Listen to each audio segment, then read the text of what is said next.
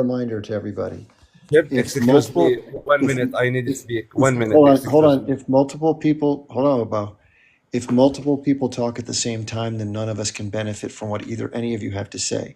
I'm really interested in hearing what everybody has to say. I try to run a fair panel. I swear I don't try to shut people up or talk over them or be rude or be unfair. However, I know, again, this is the hard part about conversations. As soon as somebody else says something with which we disagree, it's human nature to want to jump in, right? It's just the way we used to talking in public. But unfortunately here, we can't hear each other like a personal conversation. Everybody can't hear you. So please, we haven't heard from Canadian very much yet, so I'd like to give Canadian a chance to speak his piece. And then after that, if he mentions somebody in particular, like Palestinian can respond. Otherwise, then we're going to go to Abu, and hopefully Federico can help translate. If not, I apologize, Abu. Unless you can speak in English, we can't. It's no benefit for you to speak in Arabic because we can't understand you. So go ahead, Canadian, and we'll wait to hear from you. I think Palestinian Jew is the biggest crock of shit I've ever seen in my entire life. Okay? Keep in mind that's my opinion. He wants to preach Jesus. Well, how is it he preaches Jesus, and for those who don't support Israel, they are doomed, which is in the New Testament. Okay? You don't become Jewish, and all of a sudden you get this great epiphany that you're not Jewish. Okay? You're born into the religion. He is Well, so full of shit. He is the insulting definition of to anyone shit who. in the dictionary is you dummy. He is Hold on, so. let him finish. Let him finish. Let him share He his is thoughts. so insulting to any of us. We have sacrificed over the last 5,000 years, long before October 7th. Okay, long before the H-Cost, and I have nothing respectful to say to him. I wouldn't kick him, but if it was my panel, I would, because he's You see making that, a mockery everybody? of those who You see how believe. they treat their fellow Jewish people, these Zios? Too fast. Come on, man. That's why I'm not a new panel, Please. Canadian. That's why I'm not a new panel. By the But I'll way, tell you it's something. It's a good it's in the damn thing. Torah Guys, to out and Let me say it one more time for the listen to audience. truth, guys. Follow the I know my English isn't that good, but let me say it in the slowest, most perfect English I can. When multiple people talk at once, we can't understand or hear anybody.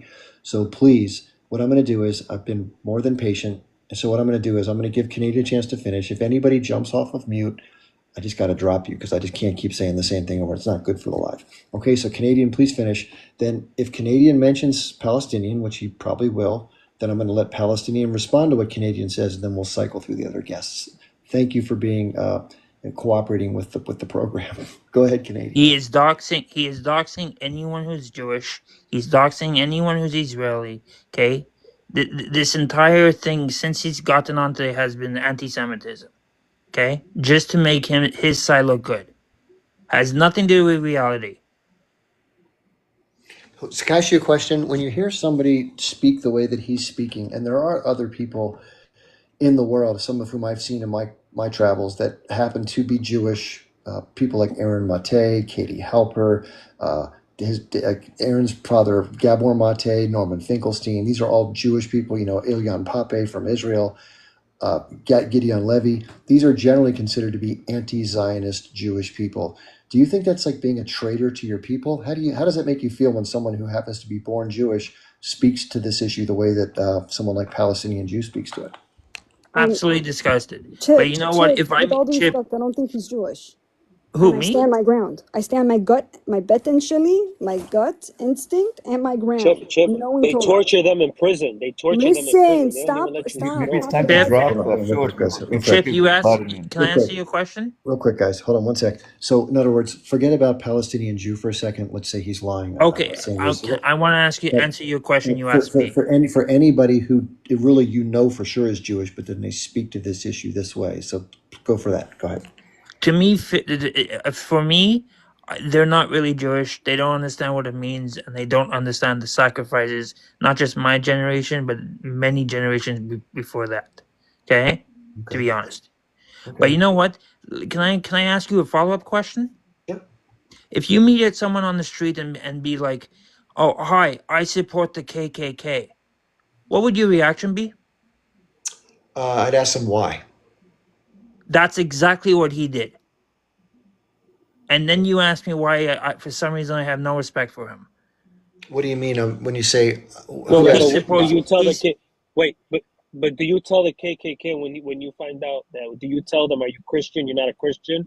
You're not a real European. You're not a real American. Is that what you Dude, tell did them? the H group ask who they shot Boom Boom then unalived?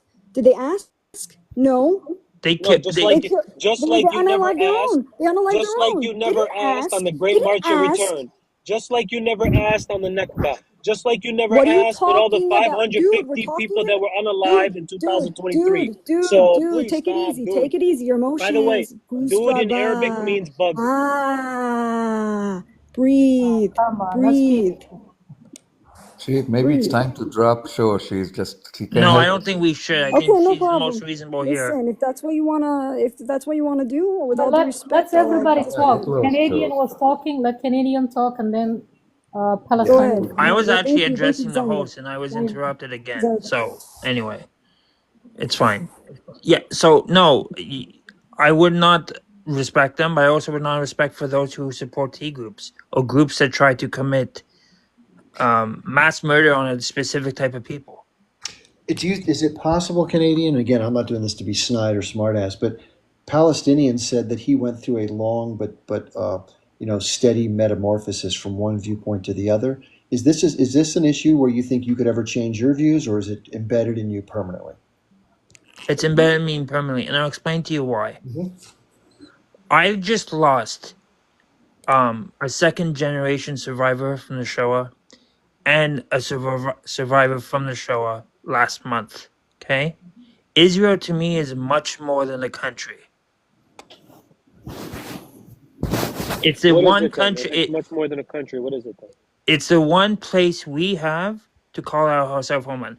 Of the other 22 Arab states, they want that one. Have you seen the size of Israel compared to the other 22 countries? What's the percentage of Jews in the world compared to 0.2%? And we're the occupiers? With the mighty Canadian, military, huh? Canadian. Is the way you say in Arabian, can everybody own their country? Palestinian, that's their country. It's like you saying Germany taking over Poland, or they're all white people, but No, you can't can't all judge of them based on own their melanin. country. You cannot say all because we can do Arabs the want same. it. There's a lot Palestinian, of they in their there's a land. lot of quote unquote white Palestinian. You can't even say that. No, Okay, what did he Why just are you say? going I'm after talking to melanin? Canadian. What he just said, he said, Yeah. the Arabs want to go Palestine. They want. They don't. Saudi Arabia is staying in Saudi. Jordan is Jordan. Syria is Syria. Palestinians that's want different. their land. That's what I'm saying. So you can't say, if I said like, the way he explained is like saying Germany is gonna, they want British. All of them are white. All Europe people are white. Arab is Yeah, but Arab, no. but everybody owns their country. Zargo, with all due respect, so you're the only people, the only Palestinians in the world are people that are born into refugees. Why is that? You put us in there. No, we That did refugee not. come from you. No, we did not. That's not what happened. I have a Yes. very important question. That's I not what just happened, wanna- though. Canadian, No. How many Egypt, Palestinians? How many Egypt, Palestinians? if you don't mind. Okay. Chip, We left Okay, our one thing at a land time. and we One became person at a time. I refugees. can't hear you. I can't hear you. Sorry, you saying we left our land peacefully and went to become refugees for no reason? You did not leave your land peacefully. That's not what happened. Basically, there was a war that happened, and it happened 4 hours after the Israel Who was the became a war state. with? Who was the war with? Okay, exactly. The surrounding Arab nations, which Okay, not told the the Palestinians, Palestinians, right? if you need Why did you safety, pick out the please, Palestinians then? listen, that they should clear the area and they can come back after they wipe out Clear Israel. what? Clear After what? after they wipe out Israel, they told them to leave. There's a war zone. Okay, Josh, can I ask they you something? attacked Israel. They attacked Israel. They didn't The attack you. surrounding. You came in boats. They welcomed you. What do you And then you mean? all 4 landed hours and after took Israel over. became a state? 4 hours after Israel became a state, No. they You're mixing two celebrated, things. and that's what happened. There was no celebration. These people welcome you. You take their houses and their home. Even The people who give you homes. Haganah welcomed us. If you can prove to me that they welcomed us, please, by What do you all mean? means, There's It's in the videos. What do you please, I mean? can prove that the There's Haganah, videos of you guys clapping. the, Yeah, I'm happy hearing you. as hell. I can hear you. What? the Haganah welcomed us. Not the Palestinian people that even at that time they did not identify as Palestinians. No, Palestinians later on they stood up when they realized what you guys were up to. That's when they said, "Oh no, Do they you thought you agree were that coming Jews always peaceful." lived in Israel?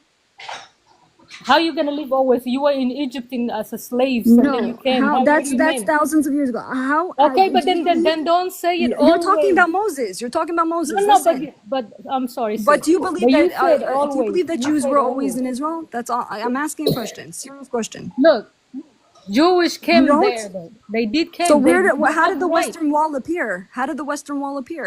It appeared out of nowhere? Up here, what do you mean? What is the West? What got to do with it? You know, the Western Wall, the Jews go pray to. That's right next to the mosque. Where did it come from? That's the Solomon building. But listen. And when was that? And But wasn't let's not. Solomon a Jew? Okay. And it was Listen. always there, and Jews It were always cannot be praying always there. And there. I'm making a point. Listen, Okay, look, David. that's what I Okay, asked. this way. How about David? Who David fought when he had Goliath? Who was Goliath? A giant. A giant. Yeah, true that. But who was he fighting? That's the people. You both were there. You came as a refugee. Wait, From you were the slavery. giant? Wait, you were Moses the took you giant? from Egypt and You brought were you. the giant? Goliath? No. You were Goliath? Listen, the people were there already. Do you deny that you come from Egypt when you No, were there was slaves? not people there already. First of all, it was like if you, I wish you can pull up like, you guys yeah, go ahead. lineage goes. Okay. Why can't we just agree?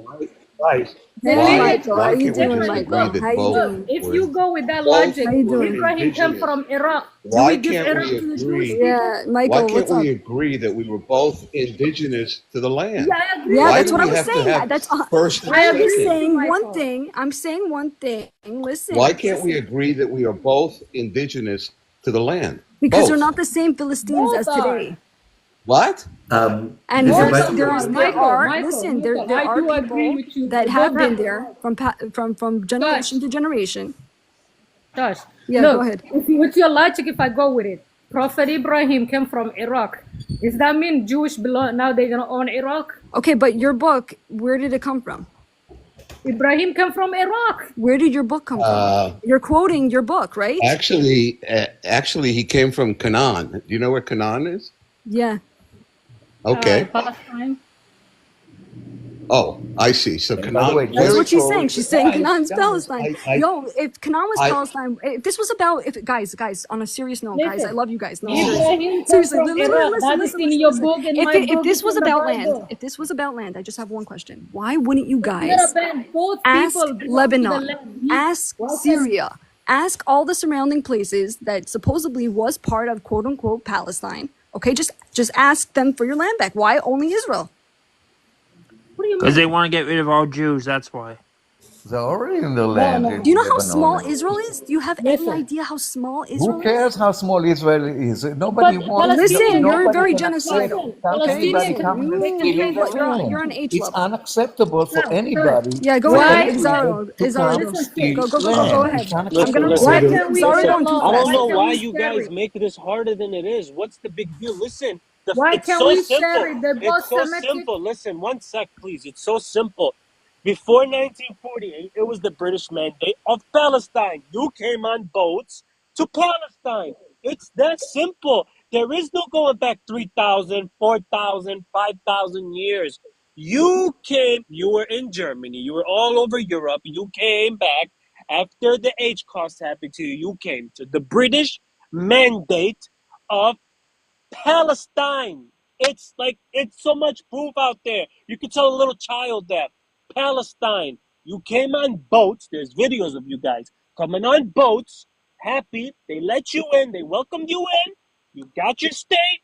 You took the weapons that the British left you, and you started unaliving.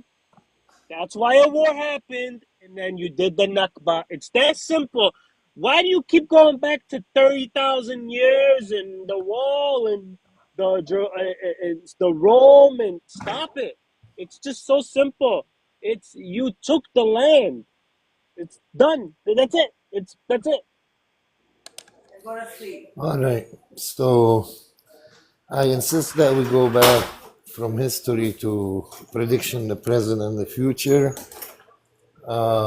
Now everybody speak your thought, but after this showtime is done, we're gonna go back to our original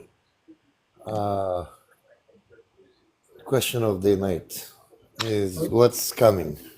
Just real quick, just to let you know, we have two guests in the queue. Gemma, who's a regular on the panels that I've been on, and then one Zion at one. So if anybody wants to cycle down coming up, feel free, and then we'll bring up the other guests. Thank you.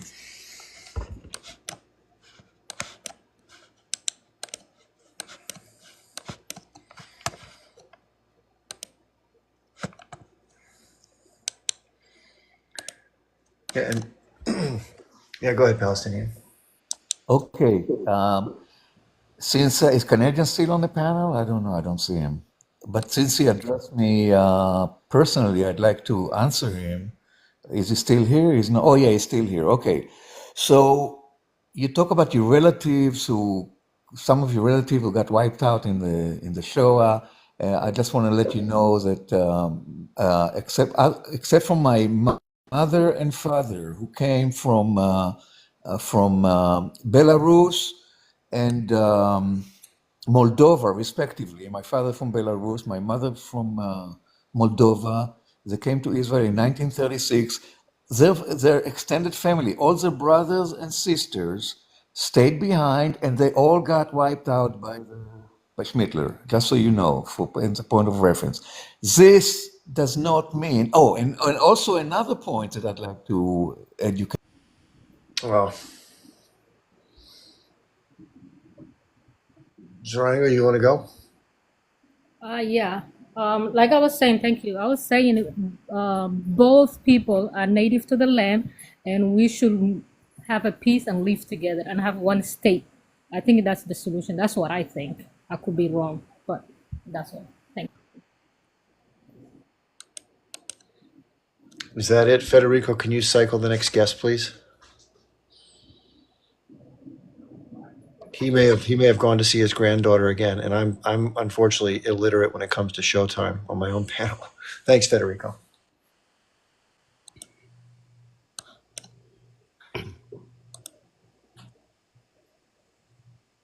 Yes, Michael, would you like to jump in? Yeah, please? I just, we had this discussion. I'm sorry I left earlier and I didn't tell you, but basically, I've been arguing that all of these discussions, okay, amount to nothing as far as moving the dial forward. Okay, we keep bringing back the same things, and by the way, they don't prove anything. For every single fact that an Israeli will put up, then a Palestinian will put up an opposite fact. But at the end of the day, they're meaningless. I grew up with Palestinians in Haifa. Okay, my family went to their dinners. They came to our dinners. I grew up together. I never saw a difference. In fact, I sometimes felt that there was. Shosh. Yeah, I'm just listening to all this, and I'm just listening. If I have an honest question, if you guys had a magic wand, how would you resolve this resolution? Okay. You're asking me or the group? I'm asking the people, okay, on this platform, Mhm. okay, with all your emotions, all your insanity, and everybody's insanity flying high, and everyone's hearts that palpitate at the beat, and whoever's talking. Mhm. If you had a magic wand, how would you resolve this resolution? Can I ask that question, Chip? Sure, of course, and we can see if Thank people you. want to. Thank you so I think the international community has spoken about the 1967 borders, the June 4th. No, without instead of- going backwards. Without going backwards. Well, that's the rub. In other words, going forwards, the challenge is the fact that people feel like there's no ability to get a justifiable solution that has dignity and autonomy and some sort of reasonable compromise.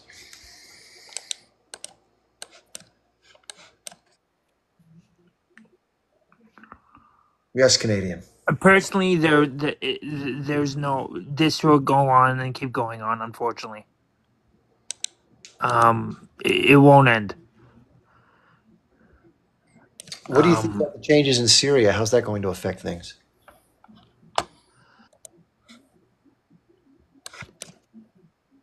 They will.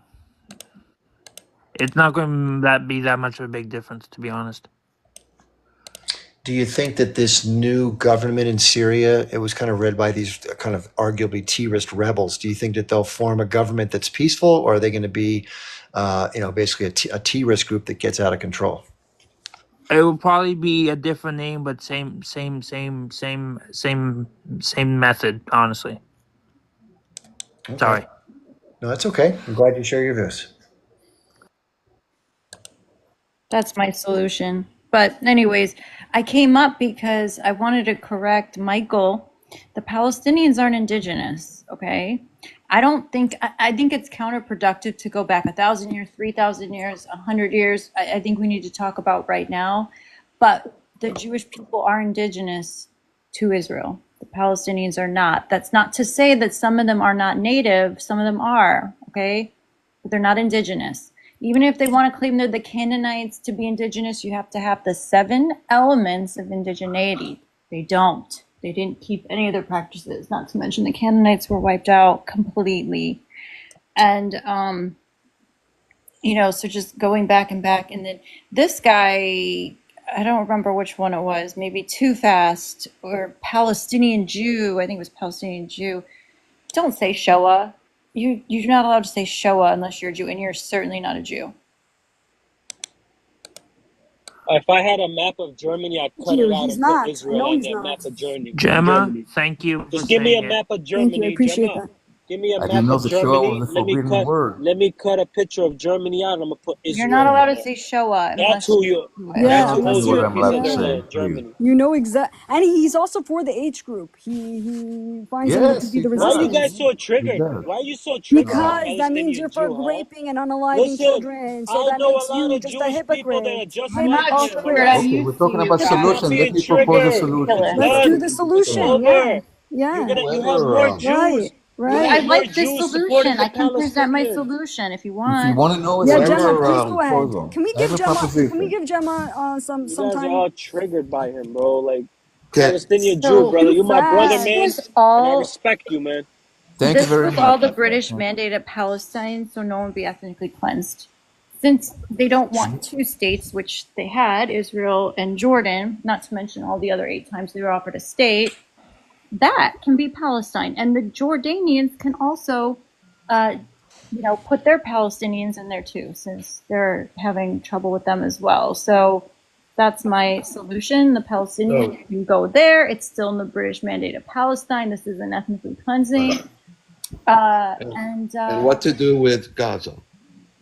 Okay, listen. If you guys want to know, It's in rubble okay, I right have an now. opinion It's that I going don't to know be for a long that time. I don't. Right. I think it's 10 to Gemma, 12 before you said that I said that both were not indigenous. Well, somebody was. The Jews were not the only people in that region. Sure, Okay, but like, somebody else was. Somebody course else not. was. sure, Yeah, but When Jericho is we 10,000 have the years 7 old. elements of indigeneity. Okay, look, if we consider can Forget you about just the put the elements seven? Can you and put the all that 7 fancy elements? words. I'm They talking don't mean about nothing.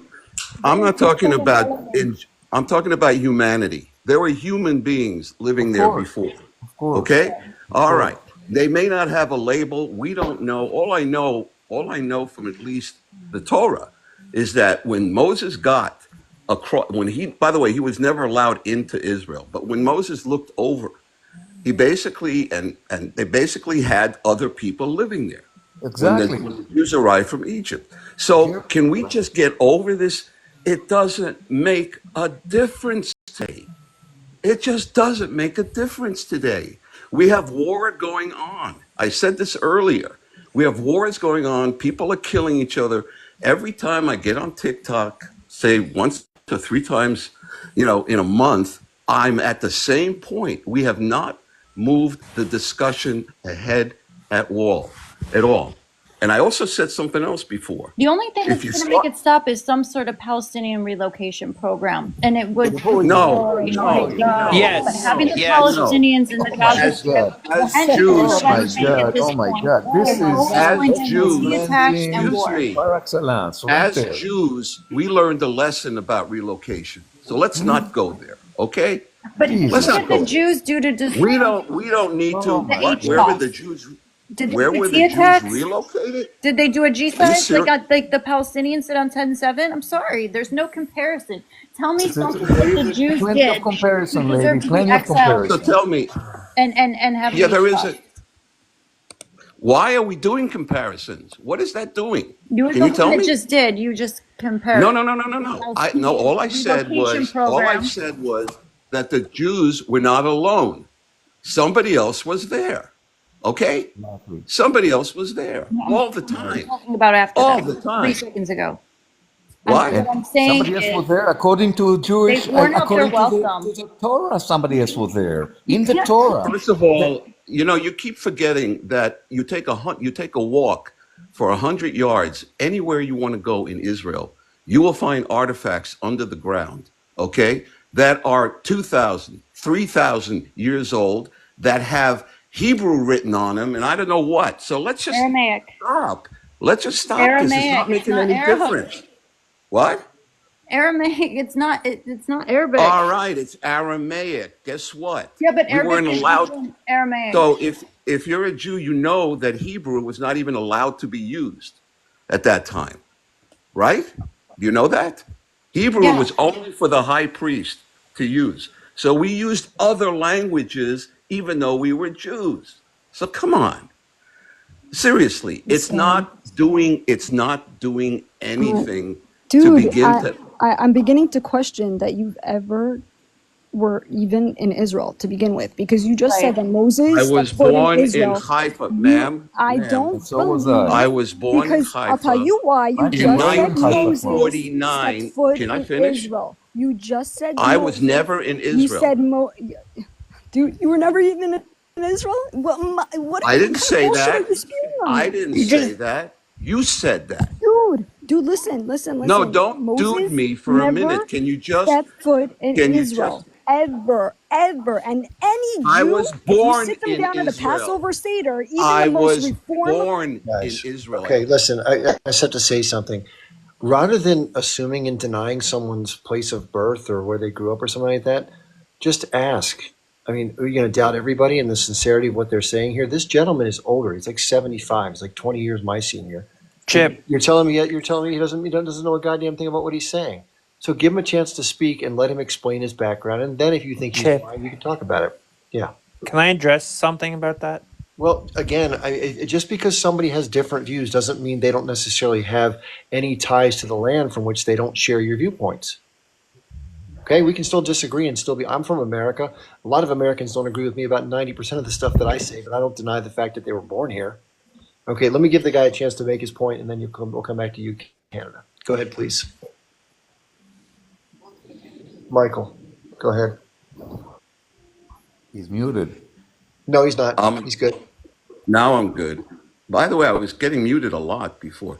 I'm a dual national, okay, which means I was born in Israel. And I grew up, I was born in 1949, a year after 48. Okay? My family has been in Israel since before 1900. Okay? So I think I know what it is about Israel. I served in the IDF for 5 years.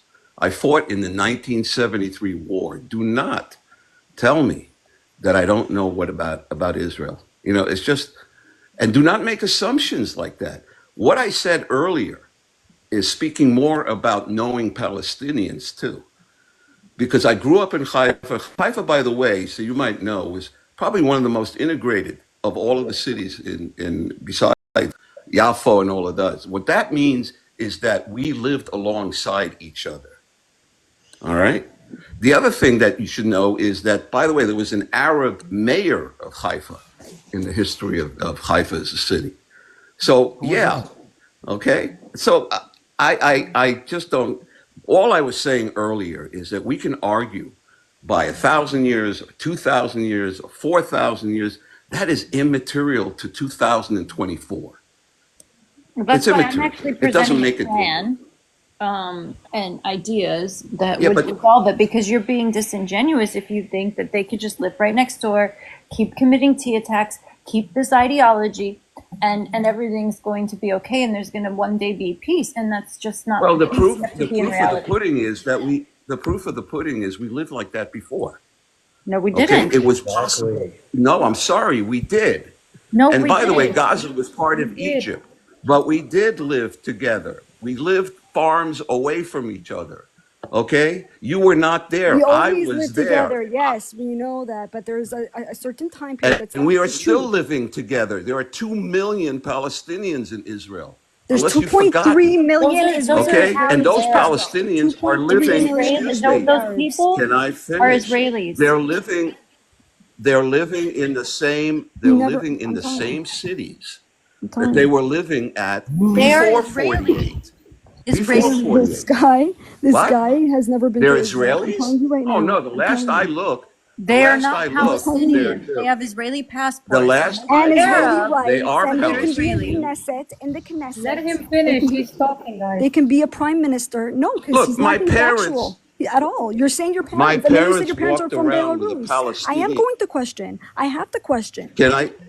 And a Guys, Jew is supposed to You actually can guys, question after him, though. Let And him if you talk, know and then about you my Torah, this is parents, what it's about. my parents We're supposed to showed question me, each other. my parents showed me their identification. Guys, my parents showed me their identification while they were living in Haifa before 48. You know what it said on it? Palestine. British mandated So Palestine, yeah, land of Israel. Land Jews of had, Israel. excuse me, Land of Jews Israel. had a Palestinian ID until they made it the state of Israel. That's a That is fact. That's a exactly right. fact, but it Hey, said land of Israel Michael, From the after. Don't British forget that did you part. go Ottoman. to? Yo, I can't. It's like from the British You Ottoman. can't accept the fact? No. Is that it? Dude, did you just hear what I just said? You can't accept the fact? No, that's not what I said. Okay? I didn't. say I can't What? accept the fact. Okay? What I mean is I What did you can't say? stand to listen to this BS takia any longer. I know. I am respectful to my It's not a elders. BS, I though. am They used to respectful to listen my to it. elders, but this is complete nonsense. I have to question, and Jews are taught to question, and this is such What is done? I'm having doubts, and I am having doubts of you actually being Jewish and you coming from the state Did of you go to Israel. Hebrew school? Of course, I grew up in yeshiva. Of course. Hey, Michael, Of let me course, ask, so can I the ask you kind of something, Torah Michael? you're Did you go teaching, to I don't know what school kind of. in Israel, I or want to did be you live? respectful. I want to be respectful. I want to respect my elders and kibbut avim and kibbut zakenim gam. You know, Okay, but this is so be something completely respectful then. different. You want to be This is respectful, be something. respectul. Wait, this is something completely different. If This you is want to be someone respectful, claiming. be respectful. You What cannot did he deny what say he's that was telling you. wrong? You cannot object to what he says because you don't believe what Listen, he you're says. for H loving, okay? Yes, You're I for am. graping. That's You're for fine. graping. Michael, I can I have ask no you a respect question, for you. Michael? I Did will you, never have respect for I am someone not, guys. that it's okay with grapes. So Ever. Michael, I'm from Ever. Haifa On too. Did either you go to school side. in On Haifa? What either she's side. saying I is will she never have. disregards anything Palestinian Jew says because he's an H. So do I, by the way. Yeah, me Michael, too. did you grow up in There's Haifa or were you just 2.3 born and I million came to the grew up US? in Israeli Arabs Haifa. that live in Yes. Israel. An I grew up Arab in can become Haifa. My prime minister of father, Josh, Israel. will you please? Arabs in Knesset. Stemita Arabs in perega, Knesset. stemita pe. Arabs in Knesset. All right, listen, Stemita listen. jora. Hold on, guys. Listen for a you second, know, okay? Just this is to be fair. So, Sosha, this is just an observation. I'm not taking sides as far as who believes what, where, and how. The tack that you're taking in completely denying people what they're sharing on the panel today, they could easily turn that around and say that about you, and they're not doing that to you. Now, they could also say that you've been brought up in a certain way where you just don't trust anybody no matter what they say, and if their view's different from yours, they must be like a self-hating Jewish person or whatever. This person's been around for 75 years. They grew up in Israel. They have dual passports. They fought in a war. You've done none of those things. So let the person finish their thought. Give them the benefit of the doubt, even if they have a different view. And by the way, my understanding is that Jewish people and Palestinian Arabs, or Arabs, whatever you call them, did live together in the region. Not always perfectly. There were examples of violence, but it wasn't widespread and it wasn't meant to exterminate one or the other. So there is historical proof that people lived together. In addition, the Israeli citizens who have Palestinian background from the territories that refer to themselves as Arabs lived peacefully in Israel alongside Jews. That's also irrefutable. So to somehow say that the vast majority of people who are not supremely ideologues that happen to be ahead of the H group can't live beside Jews and they have to be shipped out elsewhere, that's very mustache man-esque. So careful treading on that ground. It's an ideology problem, not an Arab problem. Well, again, though, you're assuming that everyone in the Palestinian society shares that same ideology, which I think is very unfair. It's like saying everyone in Israel is Ben Gvir. I don't think that's fair to say. Let me let Michael finish. Michael, am I sizing this up wrong? I'm trying to be fair about how I'm doing this. Where am I missing it?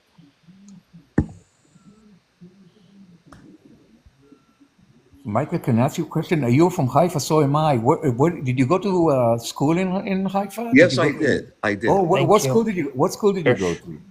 Okay, I don't want to get into that right now. Okay, I don't want to go through my biography in a minute Maybe we know because I each think other. it's more important. I'm about the same age you We are. might. maybe- אז אתה מדבר עברית, נכון? כן, דבר עברית, בלי Oh, בעיה. Okay, no. there you go. So, okay, guys, It's two Israelis that just found each other. Never mind. Sure. Let's keep No, going. that's not an Israeli. That's an H lover. He's not from So wait a Israel. second. Are you for the H group, Michael? Are you for the H group? Is that what you're saying? Are you serious? Are you nobody asked Because that's seriously? what That's right that's up. what Palestinian Seriously? Jew is for. He doesn't have to That's be what from the age group. Palestinian I'm from Jew the is age I group. for. am not.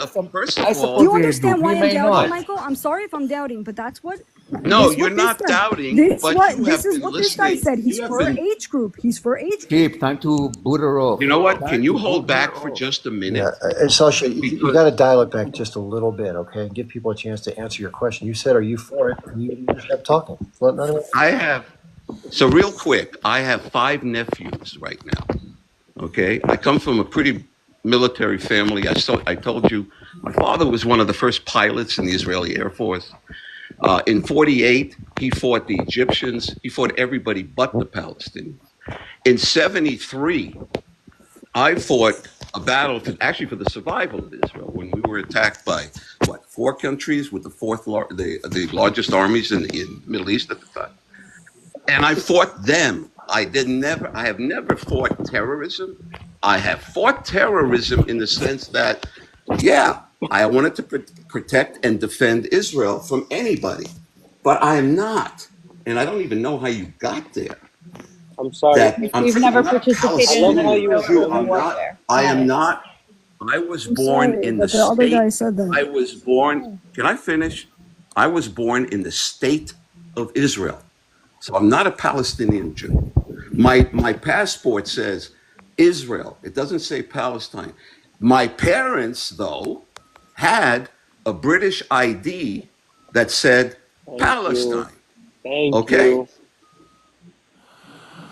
Now, You're all leaving I out wanted what to else do, it guys, said on it. I It said want more than Palestine. you. It said the Wait, British so mandate of Michael, Palestine, land of I'm so sorry, Israel. Michael. I want to understand I know something. You what that said your says. parents had Thank you, Gemma. they had a British ID that said Palestine on it.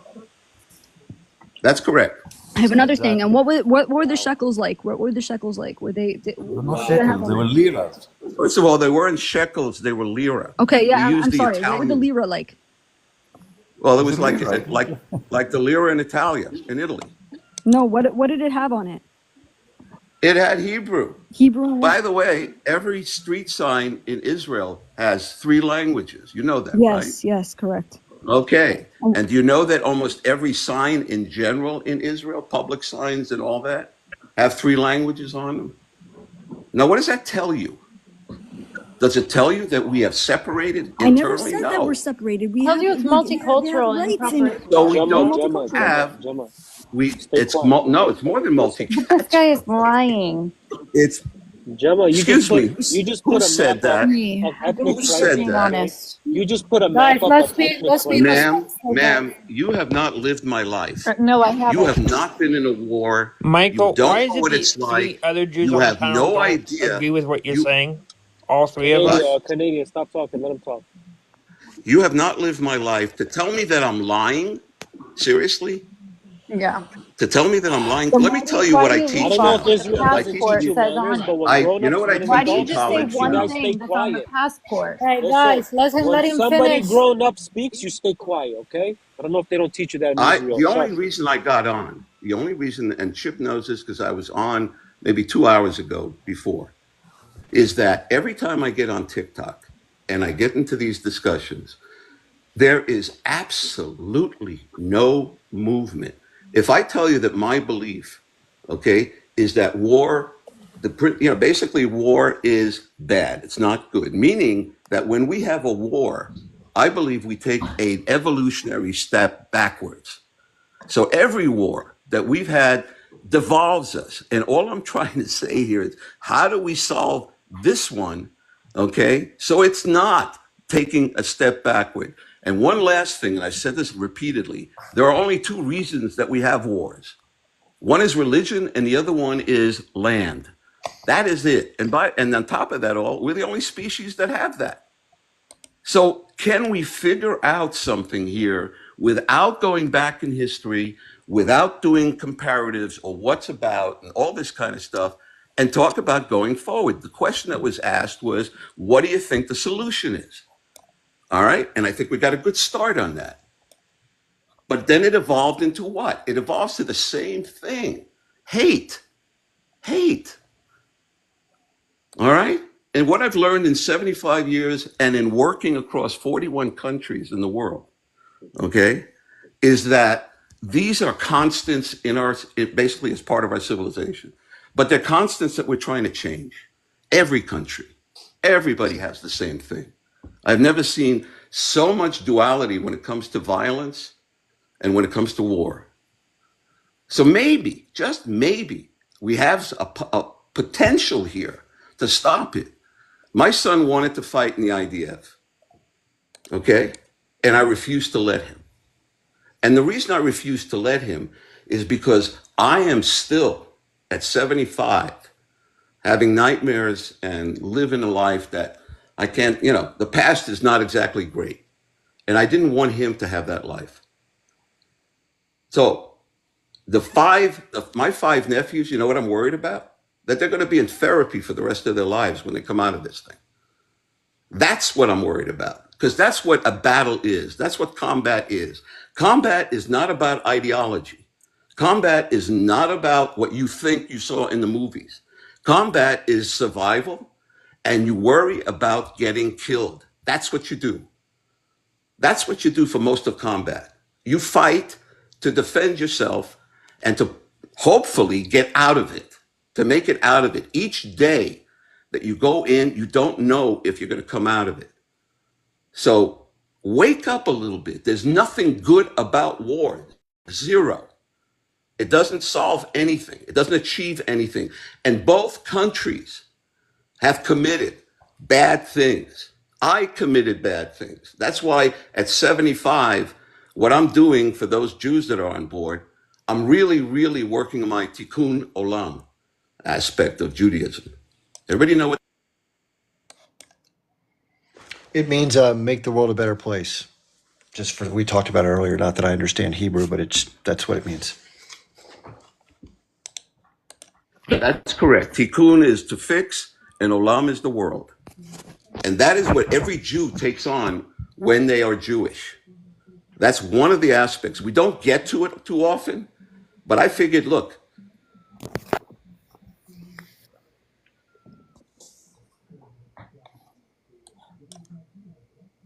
Michael, my tikkun olam is being an anti-Zionist. That's my form of tikkun olam. Oh, here we go.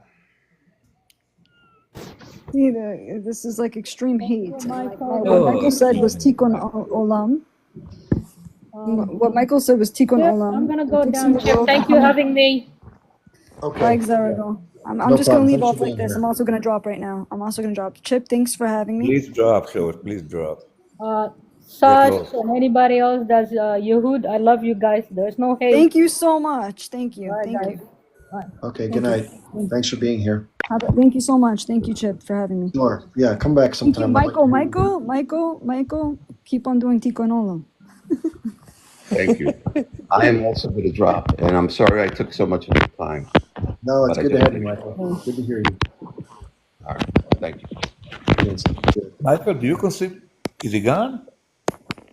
Michael's still connected, I think. I just hopped up to say thank you to Michael. I really respect his opinion, and that's the only reason I came up here. Michael, are you still a Zionist? You're welcome to stay if you'd like.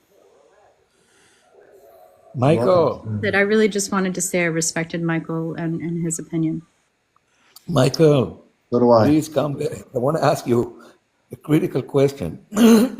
I'm PTSD myself too from serving in the. Oh, he's gone. Right around the same time he was in the military there too. Too bad he's gone. That's all right. Anyway, so the solution, in my opinion, is one state, one person, one vote, from the river to the sea. All the occupants of all Palestine, present, past, future. One person, one vote. Democratic state, fully democratic. No more apartheid.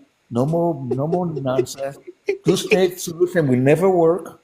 And Jews are maybe the chosen people. spiritually, but not politically, not geographically. No, none of that. You want to believe you're special and you're special, you can go ahead and go to shul and feel that you're special and you're chosen people.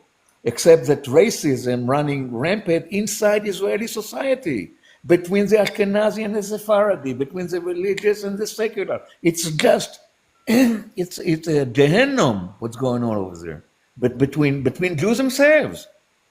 Jews, the minute the war is over, the Israel is going to collapse from within. It's just going to implode from the hatred that inside Israel. And the hatred comes from racism, and that's that's what I've got to say. And so is that the two Zionists left the station. But anyway, that's all I have to say. One state, equal rights to everybody, equal rights. One person, one vote. How do you? Hi. Yeah. Hi. I would just like to thank you, Chip. Oh shit. Really, a really nice live. The other thing I'd like to say is thank you to Michael. He's been through a lot of war. And yet to come out of that and speak such a beautiful speech on peace for both sides. I'd also like to say that since the leader of the H group is gone now, there's a good possibility that the Palestinians who want to leave now out of there can leave.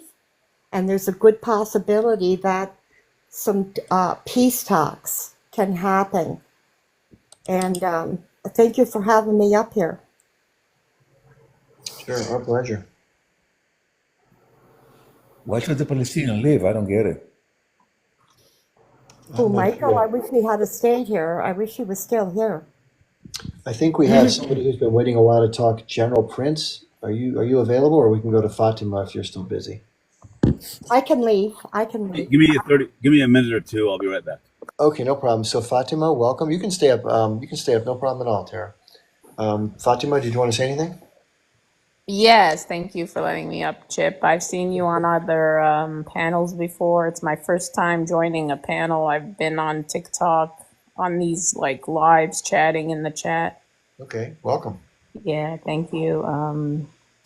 I'm a Palestinian American, and I have, seen all of these lives where people are arguing and fighting, and I just find that disheartening, and I think that we should be able to talk, Palestinians, Israelis, Americans, all people should just be able to talk and try to find a way to peace, because ultimately, it's governments that pit people against each other and use people as pawns, and we shouldn't be falling for, what governments and corporations are trying to do just so they can make more money. They use war to make money. And I'm just so glad that you went live on your own panel, on your own, live. Yeah, what I try to do, I don't know if you see me on some of the more hostile environments, but I try to let everybody come up and share their views and try to keep it manageable. And I don't believe in personal attacks. I mean, anybody can do that. It's kind of third gradish. And you get a lot more ground covered when you're just focused on the issues. And I also don't let anybody else come up and attack anybody else personally, which I think is just so counterproductive. And give people ample time. If they can't stop interrupting after 5 or 6 tries, then you finally let them come down and cool down a little bit. But I think that's the way panels should be. I think Federico has done a great job helping out as far as a mod goes. And it's been a good panel. I really appreciate everybody being here. Yeah, you have a balanced view, and you give each side a chance, and that's really important, and we can really learn from that. Which side are you on, Fatima, if I may ask? At least, I mean, I was born in America. My grandfather came here as a refugee from 1948. there I you go. didn't live in. I've been to the West Bank. I haven't been to 1948 areas. I haven't been to Israel, so I can't really judge. I'm saddened by what's going on in Gaza, but I'm not gonna just watch the news and start, assuming who Hamas is, and I'm not just gonna go by what the news tells me. Yeah, Hamas are the good guys, in my opinion. The IDF are the bad guys, if you ask me. I mean, I do think that, yeah. I as a resistance group, I don't blame Hamas for resisting, but I do question, who are they exactly, as a government. I mean, They are Palestinians like you, that you're lucky enough to live outside of that land and not to endure the pain and the suffering they do. I mean, They I'm are curious about they what are it's like over 100% Palestinians looking to free their land, looking for freedom. You know, the Palestinian people have, the whole world have their independence, but the Palestinian people. Yeah. The Palestinian people are the only one that advocate for real freedom, and they haven't lived a day in freedom. Yeah. I'm really interested in engaging with Israelis, and I'm curious. Like, I'm really curious about what they think. So I'm glad that we're having this conversation. Unfortunately, that we as average citizens, we want what we want, but the decision is not ours. There is a bigger power in the world. There is a geopolitical interest. There is business interest. There is money interest. And until we figure out that we are just the tools, Yeah. we're not gonna get anywhere. Yeah. Can you tell me why they didn't become a state when we were offered a state and somebody said here in 2000? Well, I can speak to that in general. And every negotiation that's taken place historically has been a little different, depending upon the leaders, the time, who the arbiters were. But generally, what it comes down to is this. So during 1948, when Israel was formed, a lot of people had to move, and many became refugees. A lot went to Gaza, or the territory that's referred to as Gaza. Some went to Lebanon, some went to Syria. Many ended up in what's now called the West Bank. And the people who had lost their homes wanted to go back if they wanted to. They wanted the right to return. It's called the right of return. And in all of the negotiations, that's been one line where Israel has been pretty strict in not wanting to permit that. And here's why. Israel does have a somewhat diverse population. It's majority Jewish population, but it does have a substantial minority of Arab, generally considered Palestinian Arab Israeli citizens. But if a lot of people from Palestine, Arab Muslims, were to go back into the territory of Israel, the democratic balance, which favors a Jewish majority, would shift dramatically, if not tilt the other way. And that's unacceptable to Israel. On the Palestinian side, that was one of the terms in the agreement that they wanted to have be abided by. A couple other sticking points that have historically caused problems. Israel has wanted for its own security to maintain control over the airspace of the territory, whatever it may be designated as. That was a non-starter. They also want to have the ability to come in militarily when they choose. And they didn't really want to give the Palestinians full autonomy. And what the Palestinians want is the ability to have their own state, their own autonomous country like anybody else, have their own military to defend their borders, another issue of which Israel would not permit. So these sticking points have kept the agreements from moving forward. I think in hindsight, looking today versus where things might have been, it probably would have been beneficial at times for them to make different decisions, but they didn't have the benefit of that hindsight. So here we are. Oh, I see. No, I'm not a Zionist, and I don't talk to the Zionists. Somebody said there in the comments. I'm learning. I'm asking questions. So I see what the problem is. Yeah, they want, if they're going to be their own state, then they want to be their own state, and what's wrong with that? Right? Why should they be ruled? But if they're going to be in their own state, why can't they just run their own state? Well, some things have happened over the years that have sort of made it challenging, put it that way. I'm not saying whether I agree or disagree with this. I'm just going to say what happened. So a big thing that changed in 1967, the Israeli government and military, due to some saber rattling by the Egyptian president Nasser and some of their troop movements in the Sinai Desert, which is borders up to the south of Israel, and also the closure of a key shipping lane, which was important for commerce. All of those things taken together were considered to be sort of an act of war, absent actual attack. And so Israel claimed they had a preemptive right to attack Egypt and, of course, the other Arab armies, in this case, Jordan and Syria. And they moved their troops as a part of that attack into the Sinai, which is the area in which the Egyptians had their troops. They also moved up to the edge of the Jordan River, which is the current territory called the West Bank. And they also moved north and east up to the high grounds in southwest Syria. It's called the Golan Heights, which has also just been re-expanded given this last problem in Syria. So after that, Israel has not formally incorporated the territory into their total land because of the reason I mentioned earlier. It would bring a lot of people into their formal nation state, which would change the demographic balance I talked about earlier. But they've maintained a military presence there, and then they started building developments. Some people call them illegal settlements. The Israelis consider them just constructed properties and neighborhoods in the physical territory. So if they were to relinquish the territory back to the June 4th, 1967 borders before the Six Day War, they would have to relinquish some or all of these vast network of properties they've built, which right now has about 700,000 residents. So it's a big deal. It may not even be practical.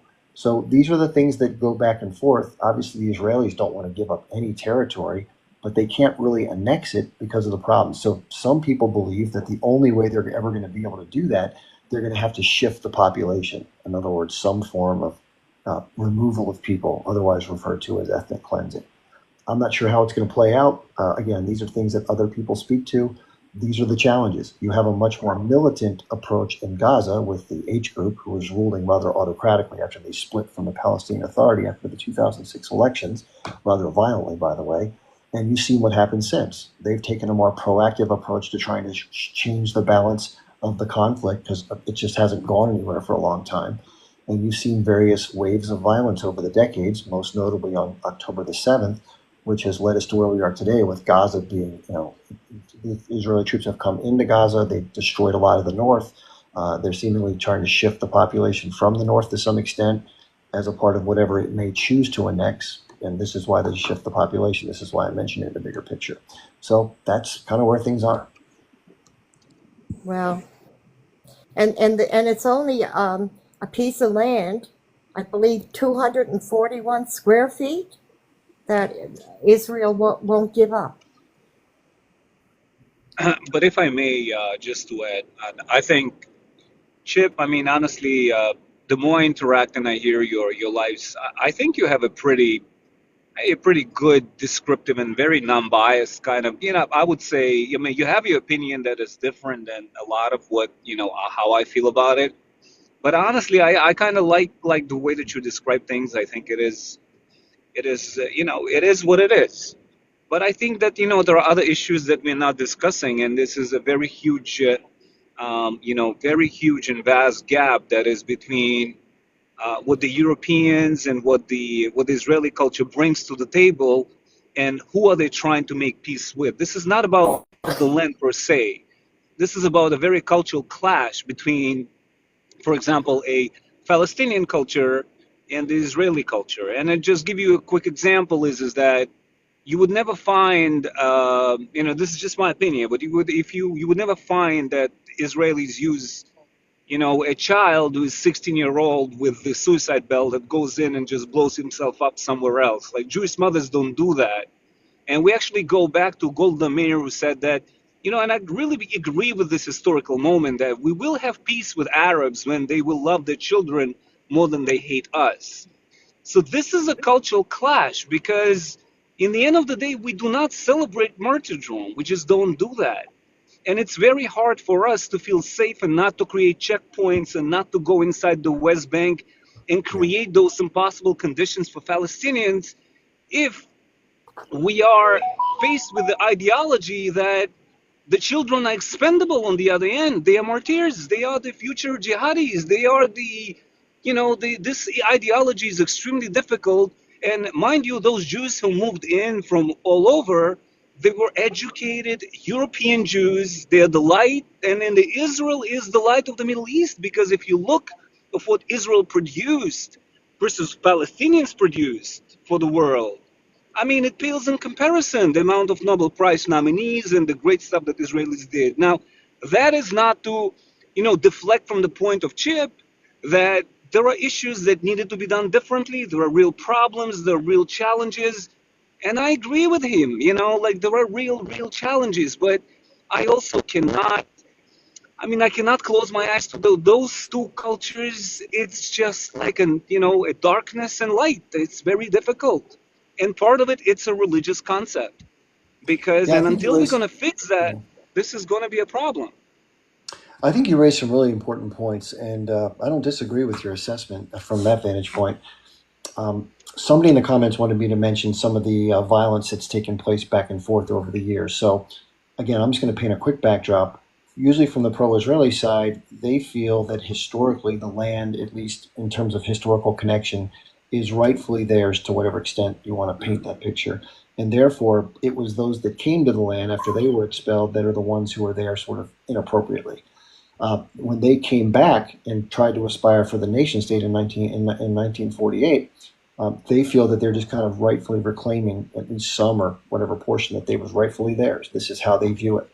And therefore, they think that no one really has a right to be upset by what happened because it's just this, they're just coming home. From the Arab perspective, and this is all about perspective, it's amazing how different these perspectives are. They feel that there were generations after generations of people that were living there. They feel that they've lived in relative harmony with the original Jewish population, although it wasn't perfect, but it was not an effort to exterminate people, and that the changes that were proposed to the region were unfair to the people that had been living in places for a long time because they kind of got kicked off the land they were living on in some cases, and in many cases there was violence. And so they look to that as the origination of this problem. And they point to that as like the instigation from their point of view. So every time there's been violence back and forth, they'll point to that and say, well, you did this to us, so therefore, blah, blah, blah. And what the Israelis will say is, well, hey, we're rightfully here. We're taking a space of our own. You guys are attacking us.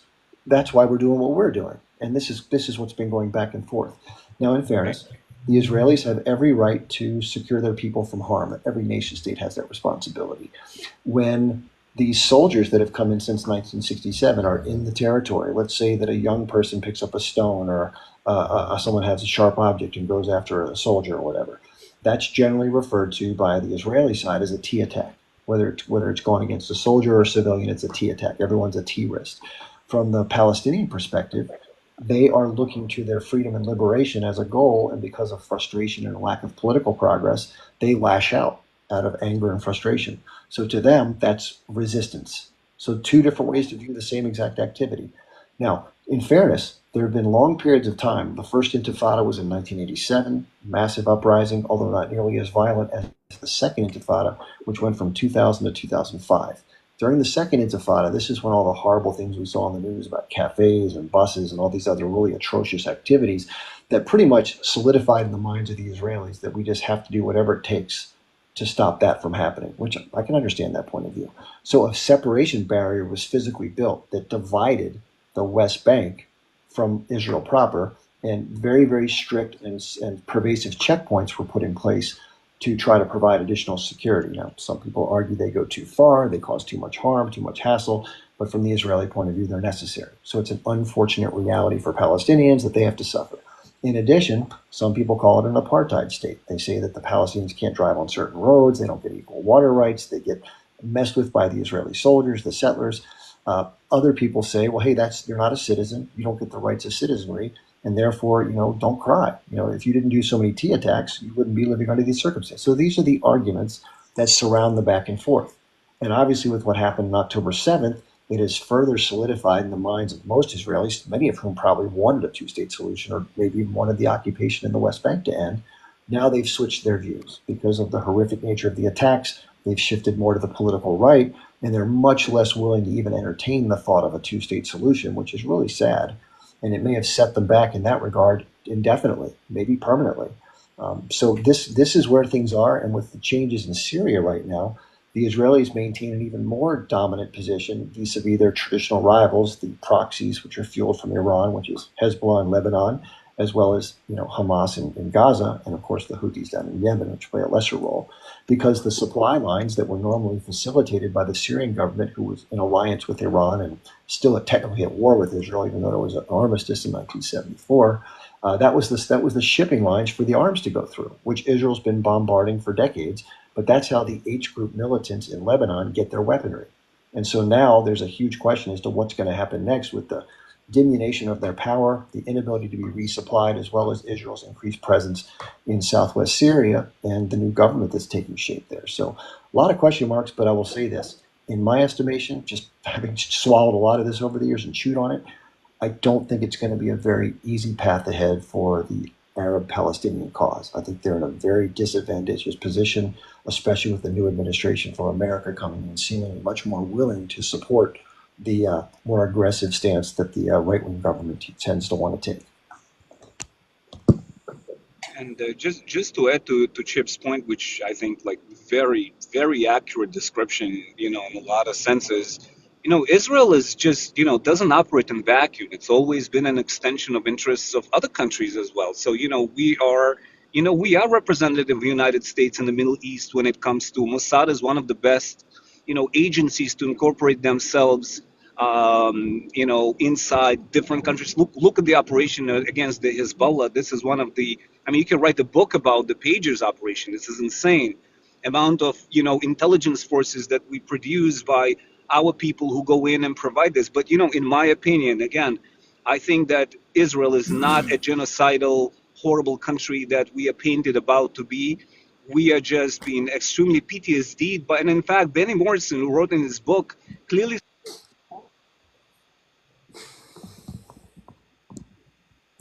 What happened? I'm not sure. I think he went on coffee break. He may have gotten a phone call or something.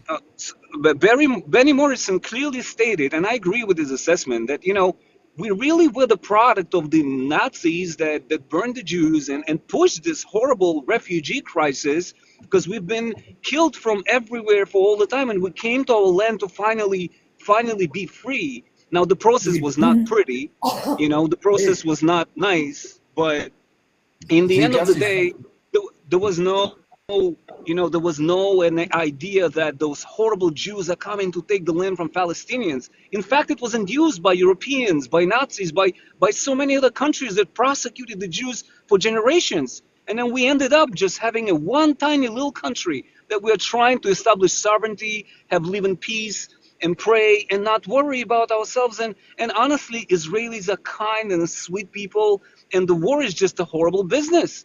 But I can tell you that every time we wake up, we're worried for our survival. We are. And we're trying to help United States to advance their interests against the countries like Iran, countries where democracy means nothing. You could see what happens when you become too liberal. And there are prices for liberties, because if you become too liberal, unfortunately, the rules of the game being reversed. And now the Ayatollahs completely, who came to the powers of a democracy, they cancel democracy. And the females there cannot wear a hijab, otherwise you're going to get stoned or you're going to get unalived. So, sometimes, and I had to reconcile this a little bit with my left side inside, and I said, listen, no, you cannot, because if you're going to be too liberal and you're going to be too nice, what's going to end up happening is that people going to die. And we don't want anybody to die. And in the end of the day, the rules of the game are not nice, and your enemy is not playing by the rules of the game. So, yes, Israelis will do everything they can to survive. It may not be pretty in the eyes of the international community, but if it saves a single Israeli child, a single Israeli Holocaust survivor, then you know what? We have to do what we have to do, and the Palestinians have to sit with themselves and figure out what they're going to do. because it's not an easy What subject. about, wait, Justice, Maybe I can hold say on. a couple Hold of on, words. hold So on. amazing. You can Justice, send you a you, page you right now. described your emotion and all of that. How about the Palestinian? Man, I feel bad for you guys. One second. What is it? What about the Palestinian? It's a tragedy, brother. It's a tragedy. It's You a are tragedy, tragic. brother, on But like, but that's okay. You're here blaming Iran and blaming the country around you and blaming everybody else but Israel. Like, come Israel on, is like, Israel. Israel Maybe I can wants say to hold something. on, survive. one second, Israel wants to Let me, survive. Listen, 1 second. If somebody wanna make it right, when I know for a fact, like you all know, by establishing the state of Israel, you have displaced people. You have kicked people out of their homes, But out is of their that true? land. Is that a true statement? Once Okay. it is 100% true. History 100% don't true lie. statement. Okay. We're not talking about 3,000 year history. We're talking about 50 years history. 1948. Right. 1948. 50, 60 years of history. That is, for most of us, is like you can recollect the memory very easy and research it and find out. I'll be honest with you. If my father went to my neighbor and knocked him out and took half of his house, and I come my turn after my father passes away, I try to make it right with the guy. Not I completely knock him out more and take the rest of his house. You know what I'm saying? Right. So over here, if there is somebody that needs to take a step forward towards peace and make reparation to the Palestinian, it's Israel. We cannot, no one can deny here that the people that lives in Israel right now, their ancestors or whatever, came to a country that were refugees, displaced people out, and took their place. They fought them, they didn't fight them, that's their right to fight. When you come to my land and trying to take my land, it's my right to fight you. No matter what, you win or I win or whoever wins, that's my only right and my option to fight you. And Yeah, but it's a legit fight. Yeah, it's not his fault that his grandfather took the Palestinians' land. But I want to ask a question: how do you think the Jewish experiment would have been better done than what it was in 1948? How do you think it would have been better? That's a great question. Wow, is that a great question? Does anybody want to address that, or do you want me to jump in Yeah, first? well, I'd like if I may say something to teach you. Justice, I don't know how old you are, but if you really want to find out about the history of Zionism versus Israel and all of that, I'd like. There's ample evidence that if it wasn't for the Zionists, there wouldn't be the Holocaust. The Holocaust wouldn't have happened because there was a boycott. When Schnittler came to power, there was a boycott by world Jewry. All the Jews in the world boycotted the Nazis. Okay, basically the bankers they shut off the. I mean, there was no. The Jews control the money, as they say, without sounding anti-Semitic, but they control the banks, and they would not allow any loans or any money for the Nazis to have, so they cannot conduct the war. And the Zionists came to Hitler and said, you know what? If you let 600,000 of us move to Palestine, we will break the boycott and give you all the money you need, take the rest of the Jews and do whatever the fuck you want with them. That's exactly the history of Zionism, Mr. Justice. So That's true. So I can tell you so this. proud and you're so liberal and you're so this and you're so that, you are a genocidal maniac. There's no other way around it. I can tell you that You unalive your own people. You unalive your own people during the Holocaust. You unalive your own people on October 7th. Hold on. You unalive your own people on October 7th Hold on a too. second. For the rhetorics that you just produced, if you would be in Germany, you would have been arrested. Do you understand that? Oh, shut up, man. Do you don't know. understand that? For the What are you rhetorics that talking you about? just If I was in produced, Germany, I would be arrested. What does that have to do with what I was just telling you about a lesson in history? Are you there is familiar with the no. Avara Wait a agreement? second. You just Are you accused familiar with Jews. the transfer You agreement? just, What does that have to do you with just, anything? you just propelled the Jewish label that the bankers and the Jews who control the money are responsible Yes, for the Holocaust. Did you hear yourself? yes, Did you hear yes. I heard yourself? myself, and I'll You're the repeat it again. shame. You are a shame of a human race, and I'm really Okay, disappointed. I've, And you're I not the hope that first one who tells me that. You are Israeli not government the will first one who relieve you tells from me your that, and I Please passport. don't stop give a damn. attacking each other. Absolutely. This is very sad. Very sad. Okay, I know Very it's sad. well, maybe it may be sad, but I think I know about it more than you do. So if you go ahead and research your history, Palestinian, you'll find out what I found out. See, That Palestinian. is see absolutely justice. shameful. That is See shameful. I really justice. have It may nothing be else to shameful, say. but it's true. It may Listen, be can I shameful, but speak? it's not false. So It's not a the lie. Jewish bankers are responsible for the Holocaust, Yes, really? Yeah, yes, yeah. yes, the Oh, I see. Zionists. I see. Then we have nothing to discuss. The Zionists are responsible for the Holocaust. The Jewish Zionists are Wow. responsible for the Holocaust. Yes, sir. Wow. Yes, sir. Okay. All right. Laugh Listen, all you this is your want, opinion. but maybe you want to start doing This is some your research opinion. about your history. You would have been Maybe you want to do arrested some in research about the Germany Zionist today. history. Believe me, you would have been arrested in Germany today What for does saying that that. have to do? What does me being in Germany have anything to do with anything? What the hell is that? What is that about? See, do you Well, know because what? Do you know there the is a national history? justice. Right now, do you know the history of the Jews in Germany at the time of the Holocaust? Do you know the history? Are you asking me? No, I'm asking Z Justice. Look, the premise and the premise that the Jewish bankers and the control of the money are responsible for the extermination of 6 million Jews is purely an anti-Semitic statement. There is Okay, no but do way. you know the There is no history? Okay, and you way know that you what? can come up and Give you another. Let me give you another point purely. It's to horrible. research. It's disgusting. I don't even know where to Yeah, start. I agree. Well, I'm It's not horrible and saying disgusting, but it's true. what Palestine's saying. I'm This asking is what you. he just Do you said. know This the is what he history? just said. And I stand by it, and it's sad but true. It is very sad, but it's also very true. I hope So you have James, some documentations to I prove agree it with you. because the It's Mein Kampf, disgusting. because It the is Mein Kampf book, disgusting. the Mein Kampf book was very clear that the reason for the extermination of Jews was eugenics and not their banker skills. Eugenics. The blood, the Aryan blood, Okay. and the inferiority of the Jews. If you read Mein Kampf, then you would understand. I don't think you read it Okay. very well. Do you know about the Jewish boycott of the Schmatzis back in Here we go back in the again. 30s? Do you know So about you that? think Do you know this about is that? why they executed all Jews? Do you Do really you believe in know that? Really? about the boycott? Do you know about the World Jewry boycott of the Nazis back And back in? Do you know about? Have you heard about it?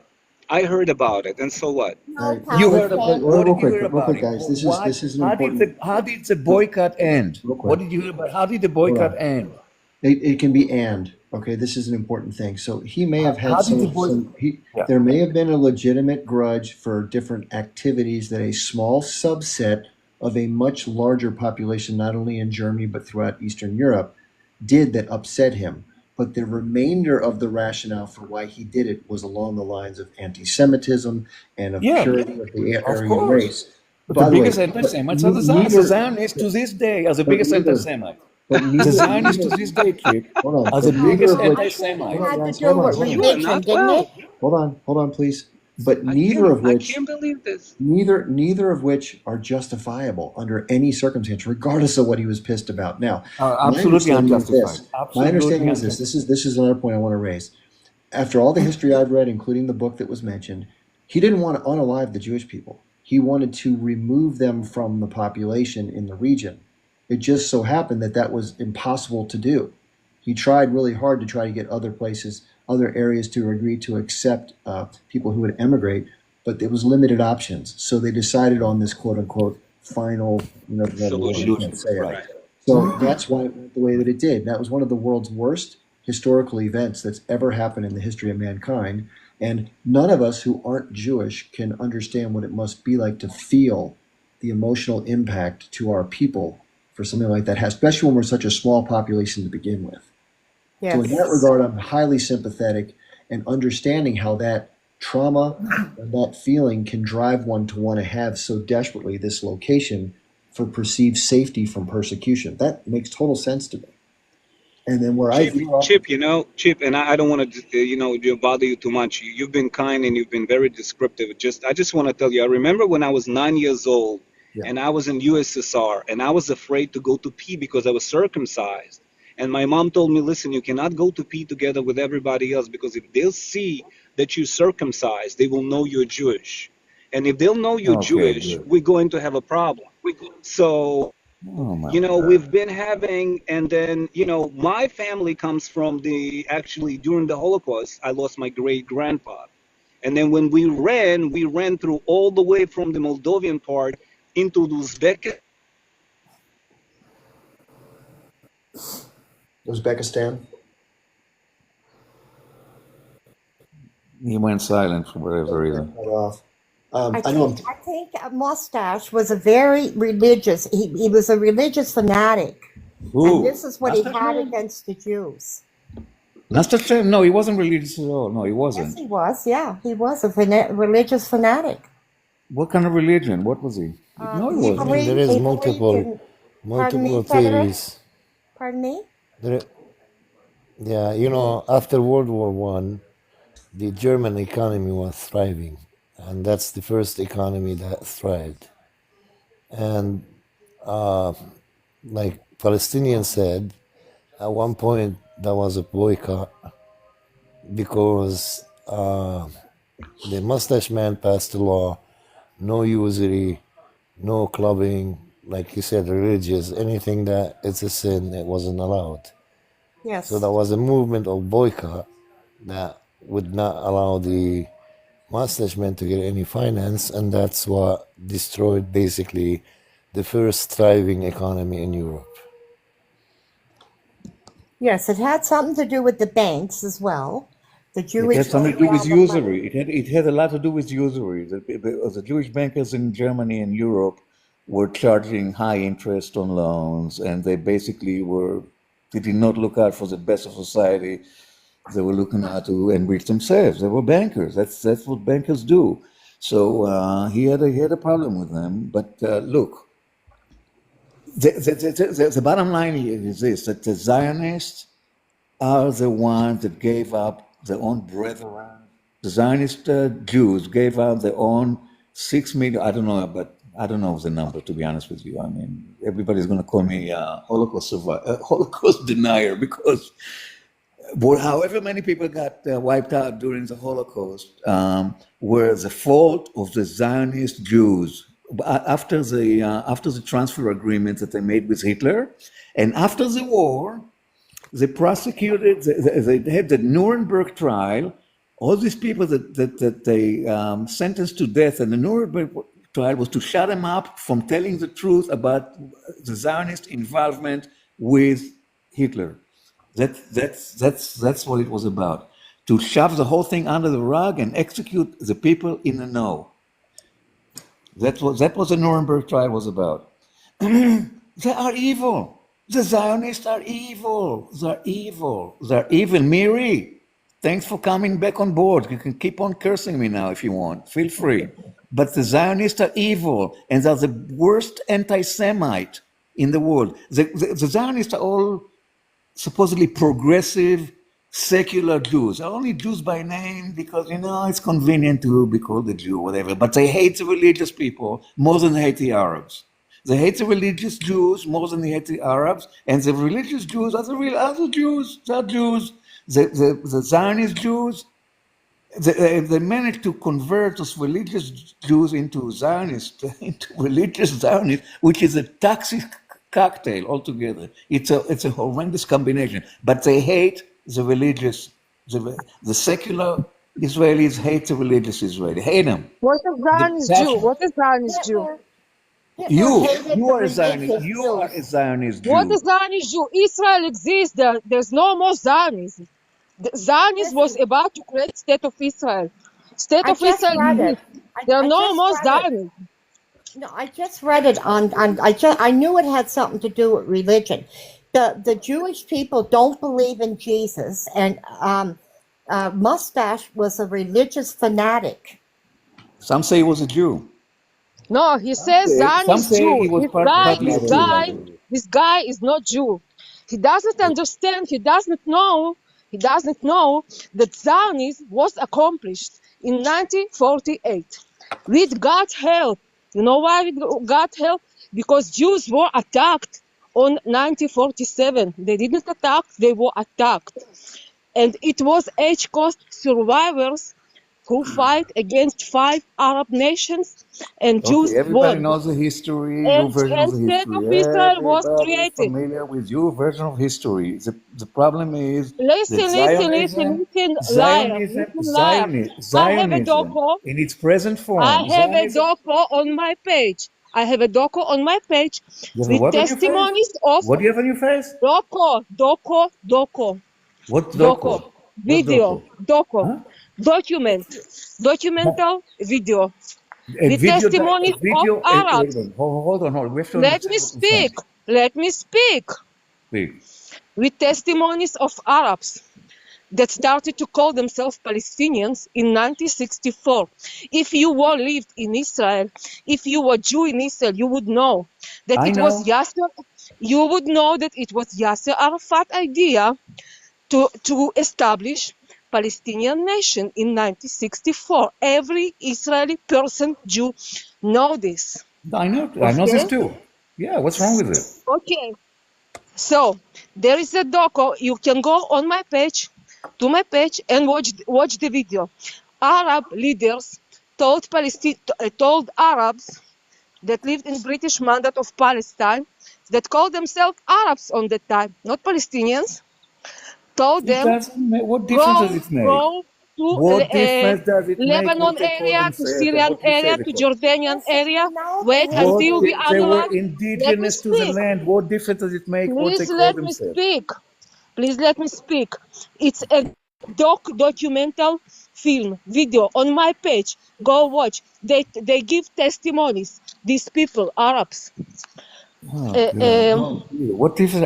Listen, I have better Let me things to do with speak. my time than I know watch, that watch your that fake age group videos. paid you to lie about Israel, about IDF, to call Hamas heroes. You know, Could you I please saw not with my laugh? own eyes. With my own eyes, I saw What did you? videos how they Miriam, what burned did you see? girls. What did you see? They What did you burned. see? Please don't What yell. exactly did you Let see me with your own speak. eyes? What Let me exactly speak. did you see? Okay, tell us what you saw with I your own eyes, saw with please. my own eyes video of the age group, how they beheaded Thai worker and chanted Allahu Akbar. I saw with my own Allahu eyes Akbar. video That's how a code they word for were what? on their way to What does Israel. Allahu Akbar And mean? Do you know? What does Allahu Akbar let mean? me speak. You don't let me speak. I let you speak I too saw much. with You're my own speaking eyes too much. video You don't know what you're how they talking about. chanted on their way to Israel, jihad, idbah al Yahud. It was not about resistance. It was Do you about blame to them? annihilate Jews. Do you blame I them? saw with my own eyes You how saw they what you... burned a girl and laughed about when she screamed from pain. Oh, The wife of my brother that lived in Sderot saw from the window of their house how they unalived people on the streets. Not IDF, not helicopter lies. There was no helicopters there. Nobody says that they Age did group not and unalive Palestinian everybody. civilians Nobody unalived said people they on did the not streets. unalive everybody. You Nobody are said they liar. did not unalive. You are not Jew. You Nobody are says they liar. did You are not. not Jew. You Jew hater. You hate Jews. Okay, maybe He's a a You small hate bit. self-hating Jews. Jew and an Maybe so. And anti-Semite. you We all pay to know. spread hatred and propaganda. The majority of the victims, the Israeli victim on October 7th was by the IDF and by admission of Israeli general. I And saw videos with my own you can, eyes. okay, you Age know what? group Take your and videos. Palestinians unaliving people, civilians. Okay, take The your wife of my video. Send. brother saw Listen, do from me a the favor. window how they unalived people, hundreds of people. They unalived it's the road. Miri, Age listen, group Miri. and I don't. civilians. Listen, Wife Miri, of my brother saw from the window how they killed Okay, the people on the street. We I know can a lot hear of you. people You claim don't that have they've to seen all kind of scream. stuff from their windows. And I know some Palestinians have seen from all kind of atrocities from their windows too. But I'll tell you something. If you have a video, I'm not going to spend my time Okay, watching a stupid Palestinian video. Jew, why That- don't you tell people about your beloved age group, about First Intifada, Second Intifada, how they bombed with restaurants, cafe, buses with kids, discotheque with teenagers. What do you want it to do? It is your hero? How else do you want them to Palestinian, resist? They are resisting an occupation. How else do you expect What resistance occupation? It fighters was not occupation. to resist? There was How no else? occupation then. There was no occupation It then? was after they signed Oslo Accords. What else? Oh, They signed Oslo Accords. Mary, you don't have to yell. No yelling, okay? Thank you. No, I can stand his lies. He's just lied to people about Israel, about IDF, about age group. He's paid by someone to spread these lies and hand it to Jews in Israel. 1 second, guys. Palestinian. Miri, why do you want me to believe you, what you're saying? When right after October 7, you came out and you said that 40 beheaded I saw babies. it. I swear Hold you. on, I swear you by God. I saw by my own eyes, and I swear you by. Hold on. I know you can swear you saw with your own eyes, whatever. But we have not seen anything. And the first thing after October 7 we heard from the Israeli government is one big fat lie. They told the whole world 40 unalive babies in the oven. And then slowly, everything turned out to be a lie. Frederick, So why do you want me? Why do you want me to make believe search, somebody that is make Google lying? search, make Google search in all Israeli Mary, I media. don't All need to Israeli go. media. Can you Show me tell me? one. Hold on. Show me one Israeli post about 40. All right. Can you tell me why an international court has issued an arrest warrant for Benjamin Netanyahu and Yoav Gallant for being war criminals? Yes, because they are Jew haters. Anti-Semites. Everybody's a You Jew never hater. saw that coming. Everybody's a Jew hater. Everybody is a Jew hater, and everybody needs to get unalive because they're all Jew haters. You know Everybody's a Jew hater. how much food Everybody Gaza in the whole received? world is a Jew You know hater. how much? You know who The stole the food? whole world is a Jew go, hater, Miri. Is it? Is the Miri, whole world a Jew what do you hater? know? What do you know? Hold on, Jew. What do you know about Sabra and Shatila, Miri? I don't know. I know, What do you but I know? know What do that you there know? was Rico, civil you're war. wasting your I know time. that there was civil war in Lebanon, What do you and know about Kana? Lebanese Christians asked Israel to help them. There was civil war. That was I know. That's what you know. It was a civil war between Palestinians and Lebanese Christians, and Christians asked Israel to help them. This is all I know about it. Who told you the story like this?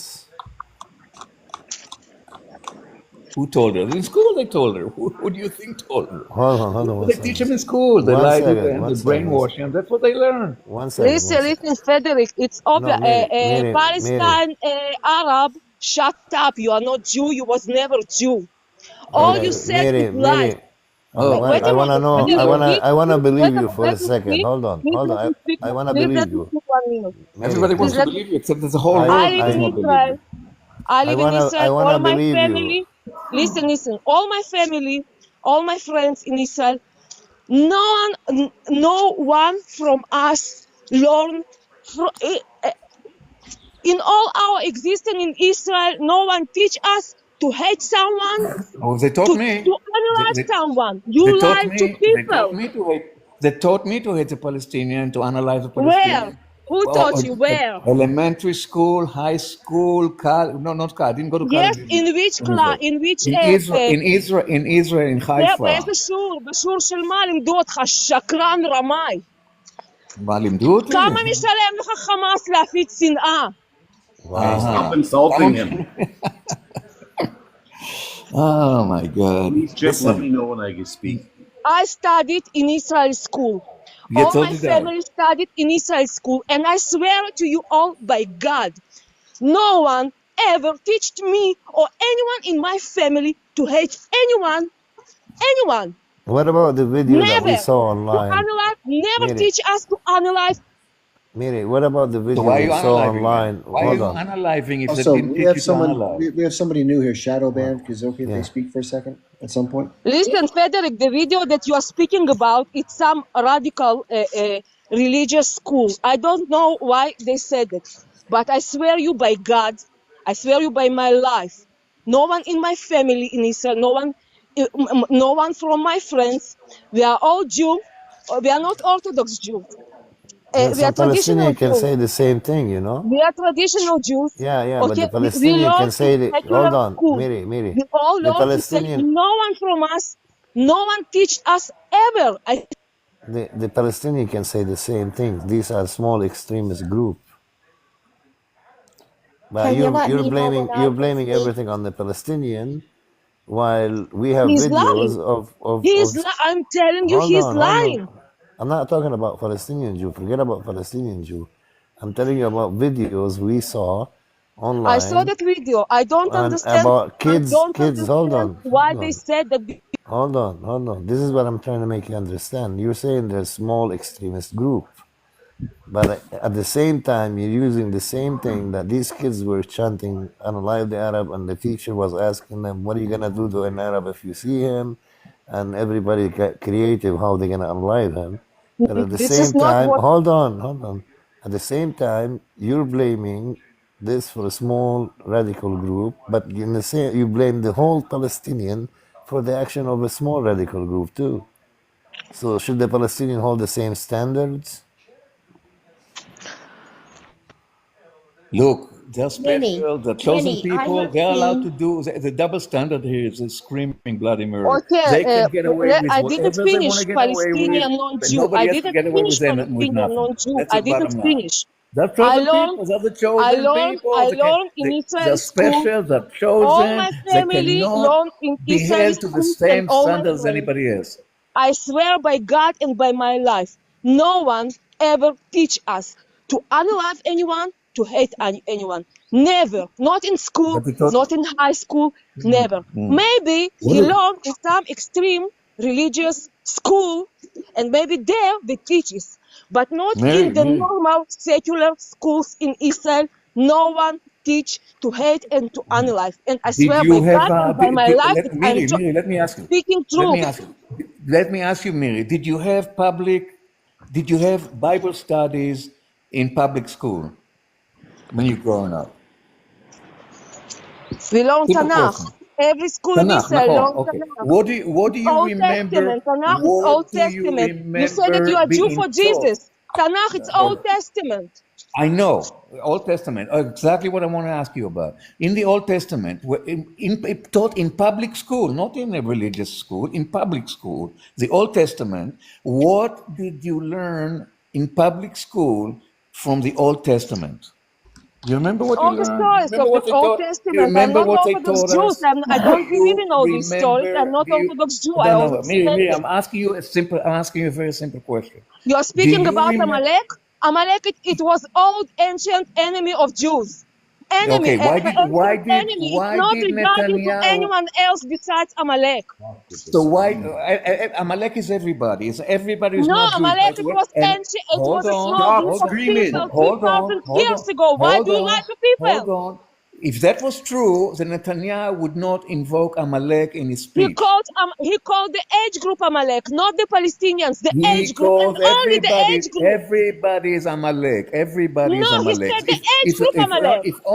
If only the age group is Amalek, why is he unaliving all these other innocent civilians?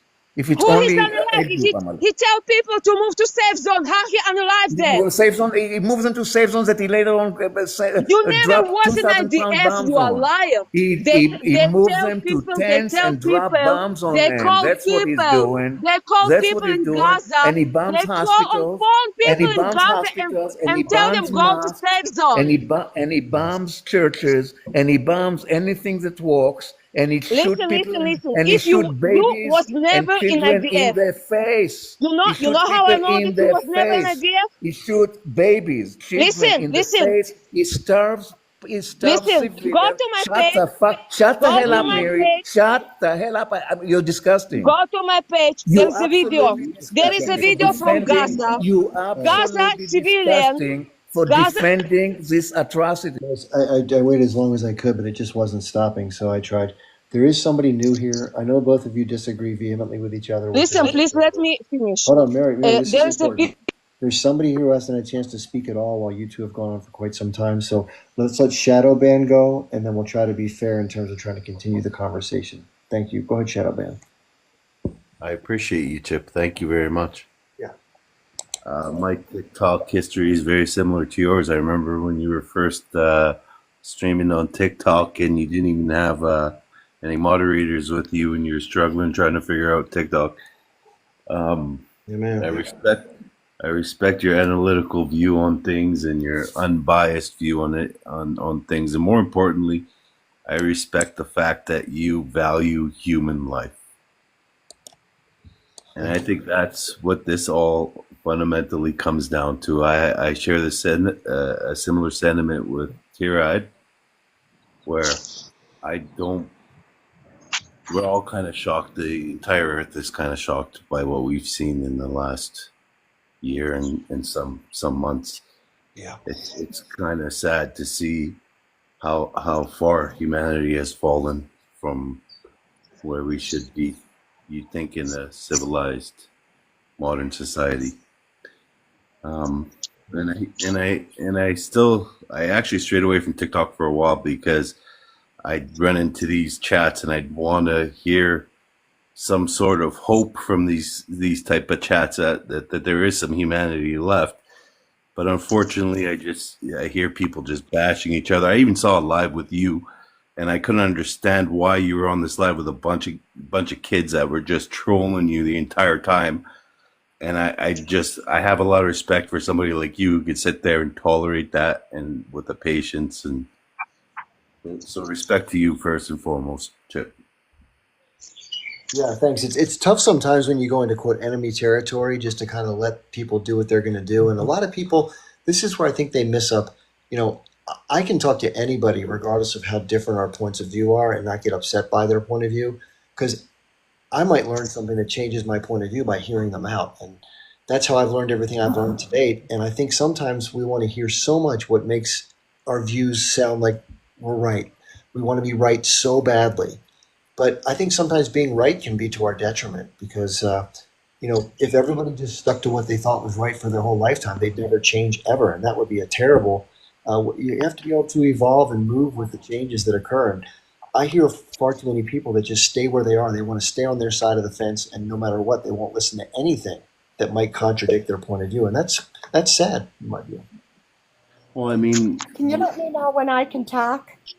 Please, I want to finish what I started to say about the rocket launchers of the age group in Gaza.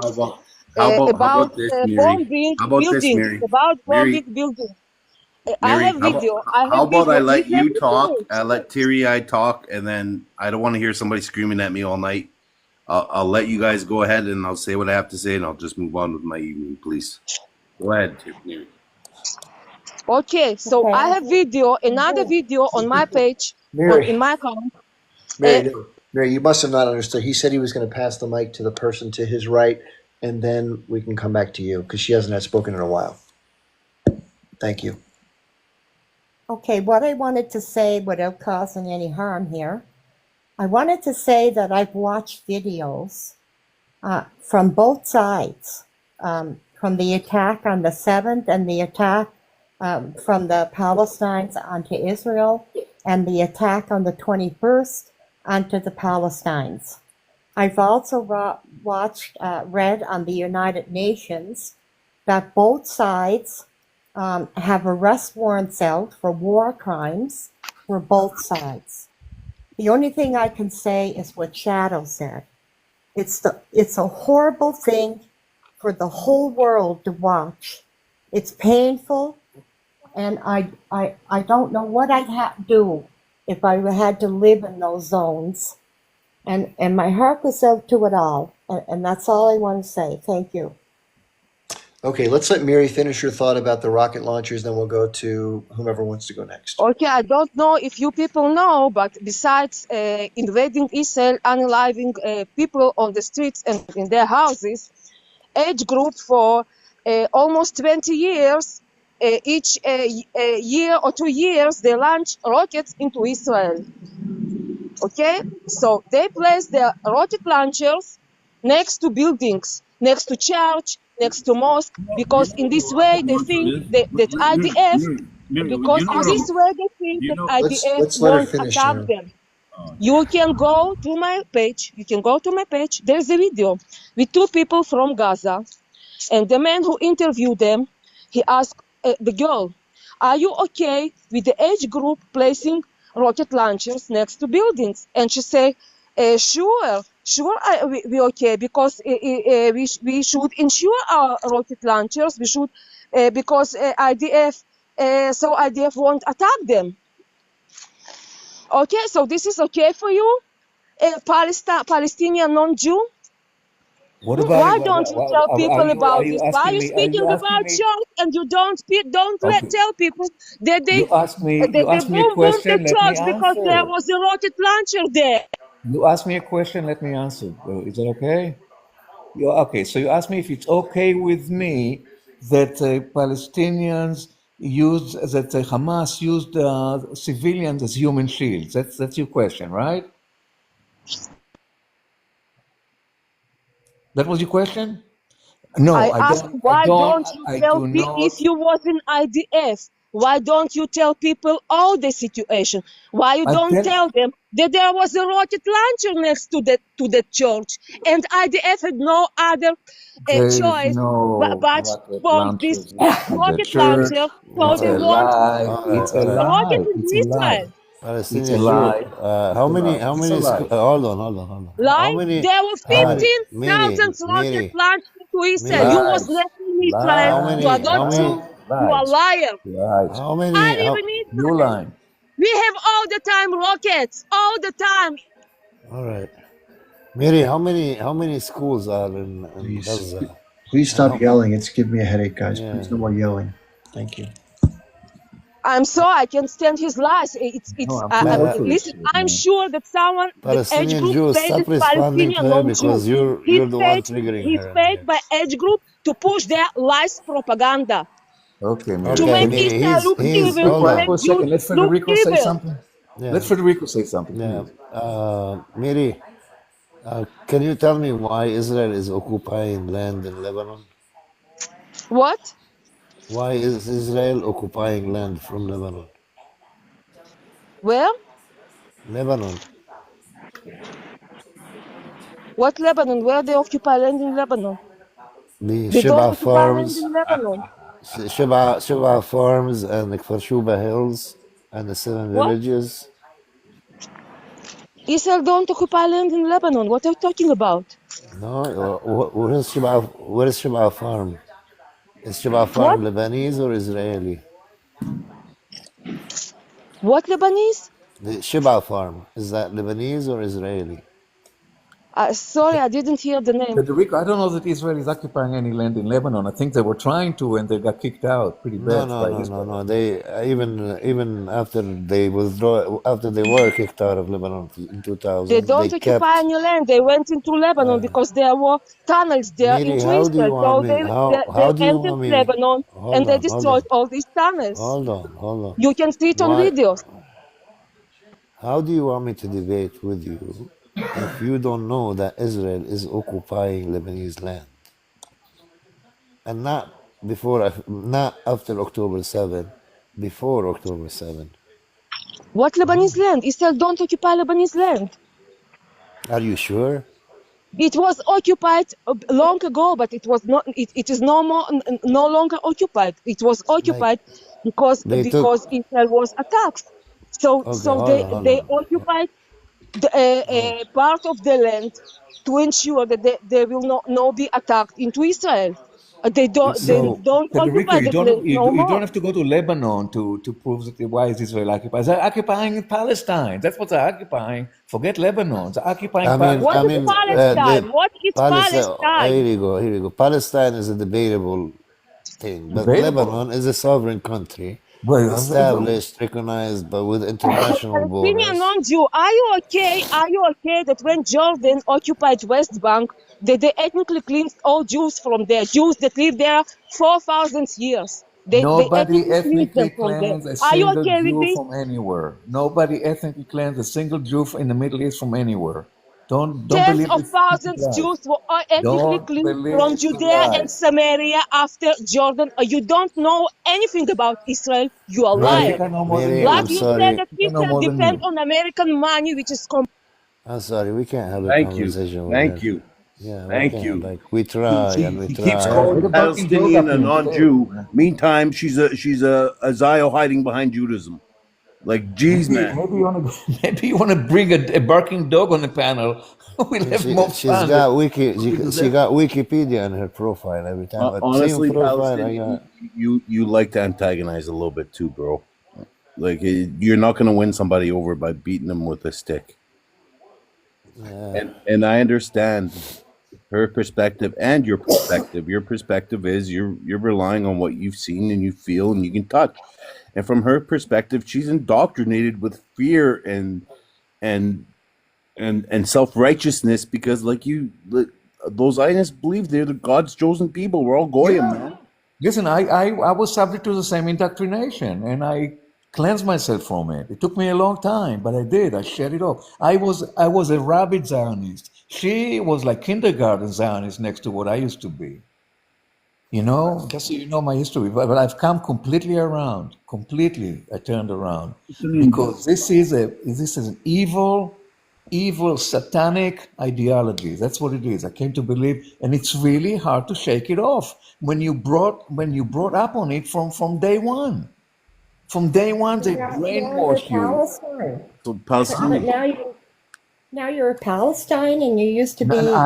No, I'm an anti-Zionist now. I'm an anti-Zionist, and I'm still a Jew, but I'm a Jew who believes in Jesus. Jews don't believe in Jesus. I'm a Jew that believes in Jesus. I'm with the Jews for Jesus, which was also a conversion on my part from Judaism to Jew for Jesus, and I'm anti-Zionist. So you're a Christian now?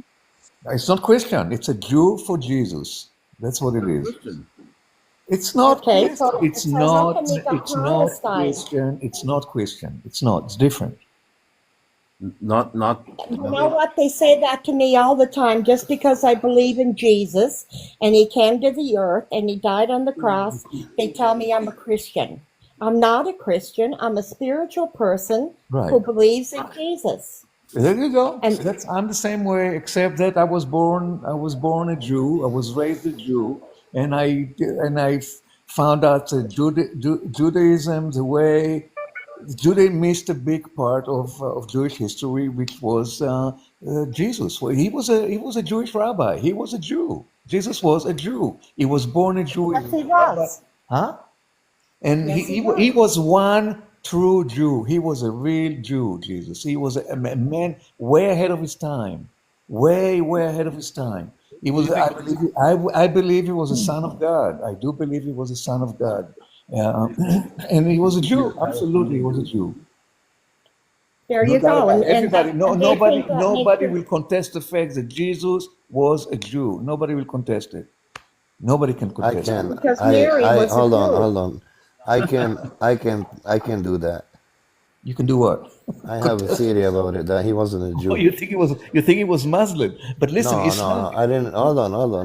Listen, I'm not Mary. When I speak something, I don't Okay. speak it just to far out of my behind.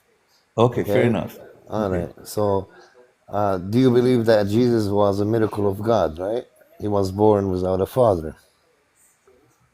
Look, No. I do. Yeah, Look, he look, was. look. Yeah, that's right. You He know, was. hold on. Yes, that's what I believe now. Yeah, I believe that now. Yes, I do. You believe that he was born without a father, a miracle of God.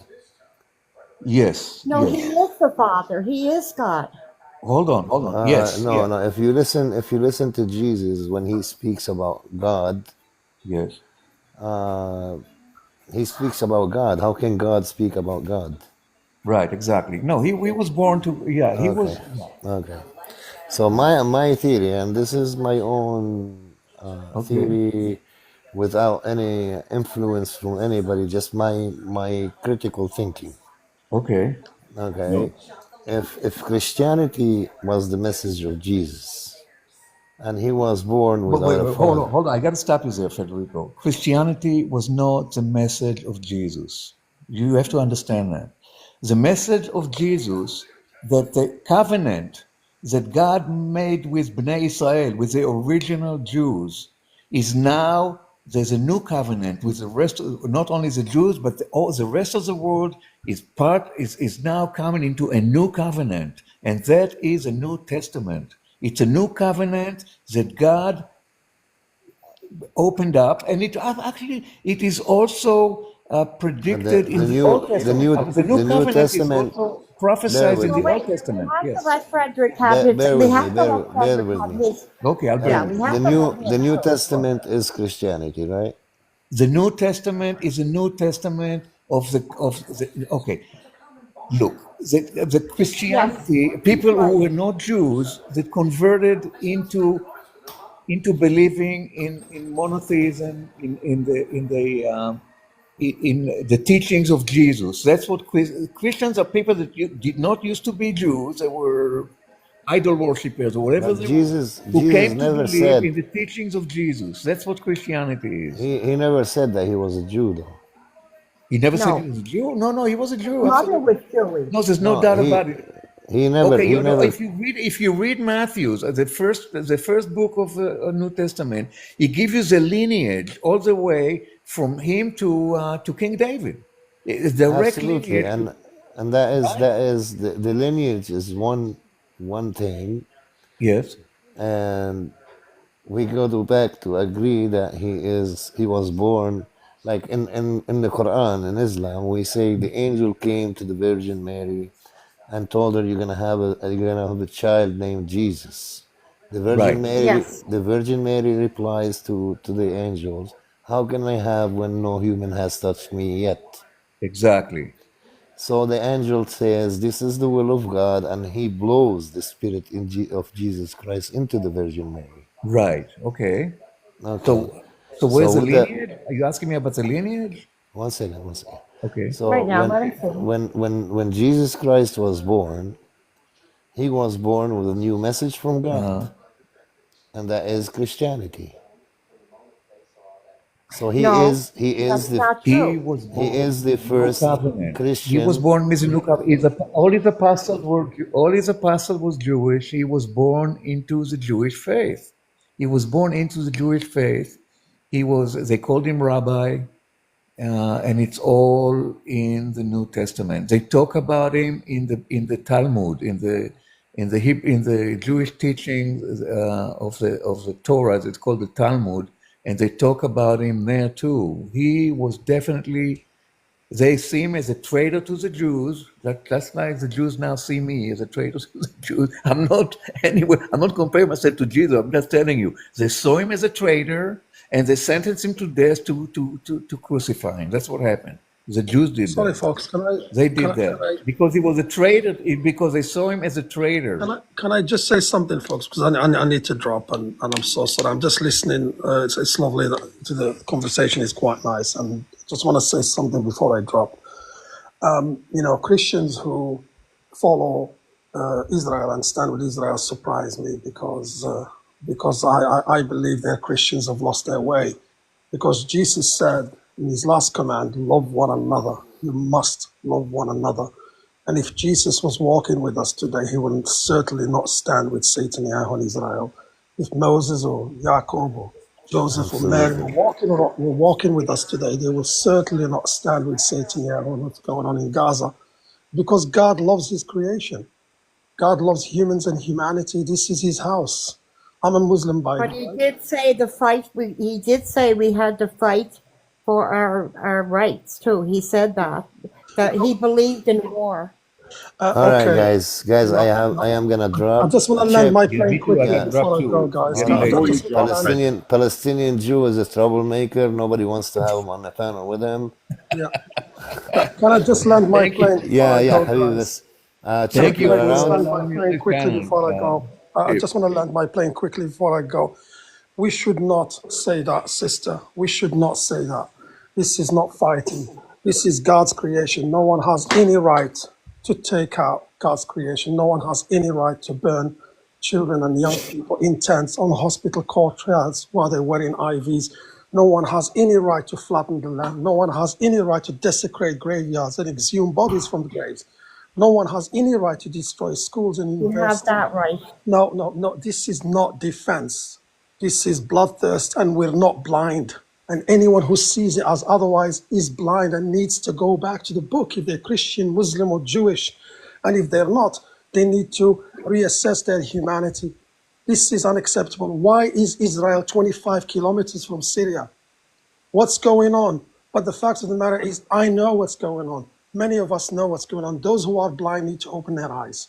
This country is the cancer of the Middle East. And unfortunately, it needs to be eradicated because their behavior is Cancer on the planet. It's a cancer on the planet, not just on the Middle East. It's a cancer on the entire planet. Anyway, All I gotta right, go guys. now. All right, you yeah. guys. Well, thank you for, very thank you, much. Chip. Thanks for having me, And brother. see you soon. God bless Chip, you you're guys. around? Thank you. Adios. Bye-bye. Bye. Thanks. Thank you. God Stop bless you. making God bless trouble, Palestine. Palestinian Jew. Oh, Stop I'll doing. try. I'll try. You're gonna find the Mossad after you, man. I'll tell you It's that. already after me. I know. I know somebody in the Mossad, and he tells me they're after me already. Yeah. I don't give a damn. Okay, Yeah. anyway, have a good night. You too. You know. All right, bye-bye. Nice to have met you.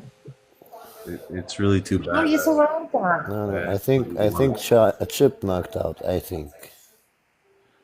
But he's right. It is a cancer in the planet. It's fighting with every. But here's the Every- issue every with T-Ride. country. All right, Here's guys. the I'm gonna issue. say good night when Chip come. Tell Chip tonight it was a beautiful panel. Hey, Chip, good to have you back. Hey, man. I Beautiful, appreciate it. beautiful panel today. Long one, but it's beautiful, productive. It was fun. Yeah, I'm pretty tired. I hope you guys are okay with shutting things down because I'm really wiped out. Thank you very Yeah. much. Good night, everyone.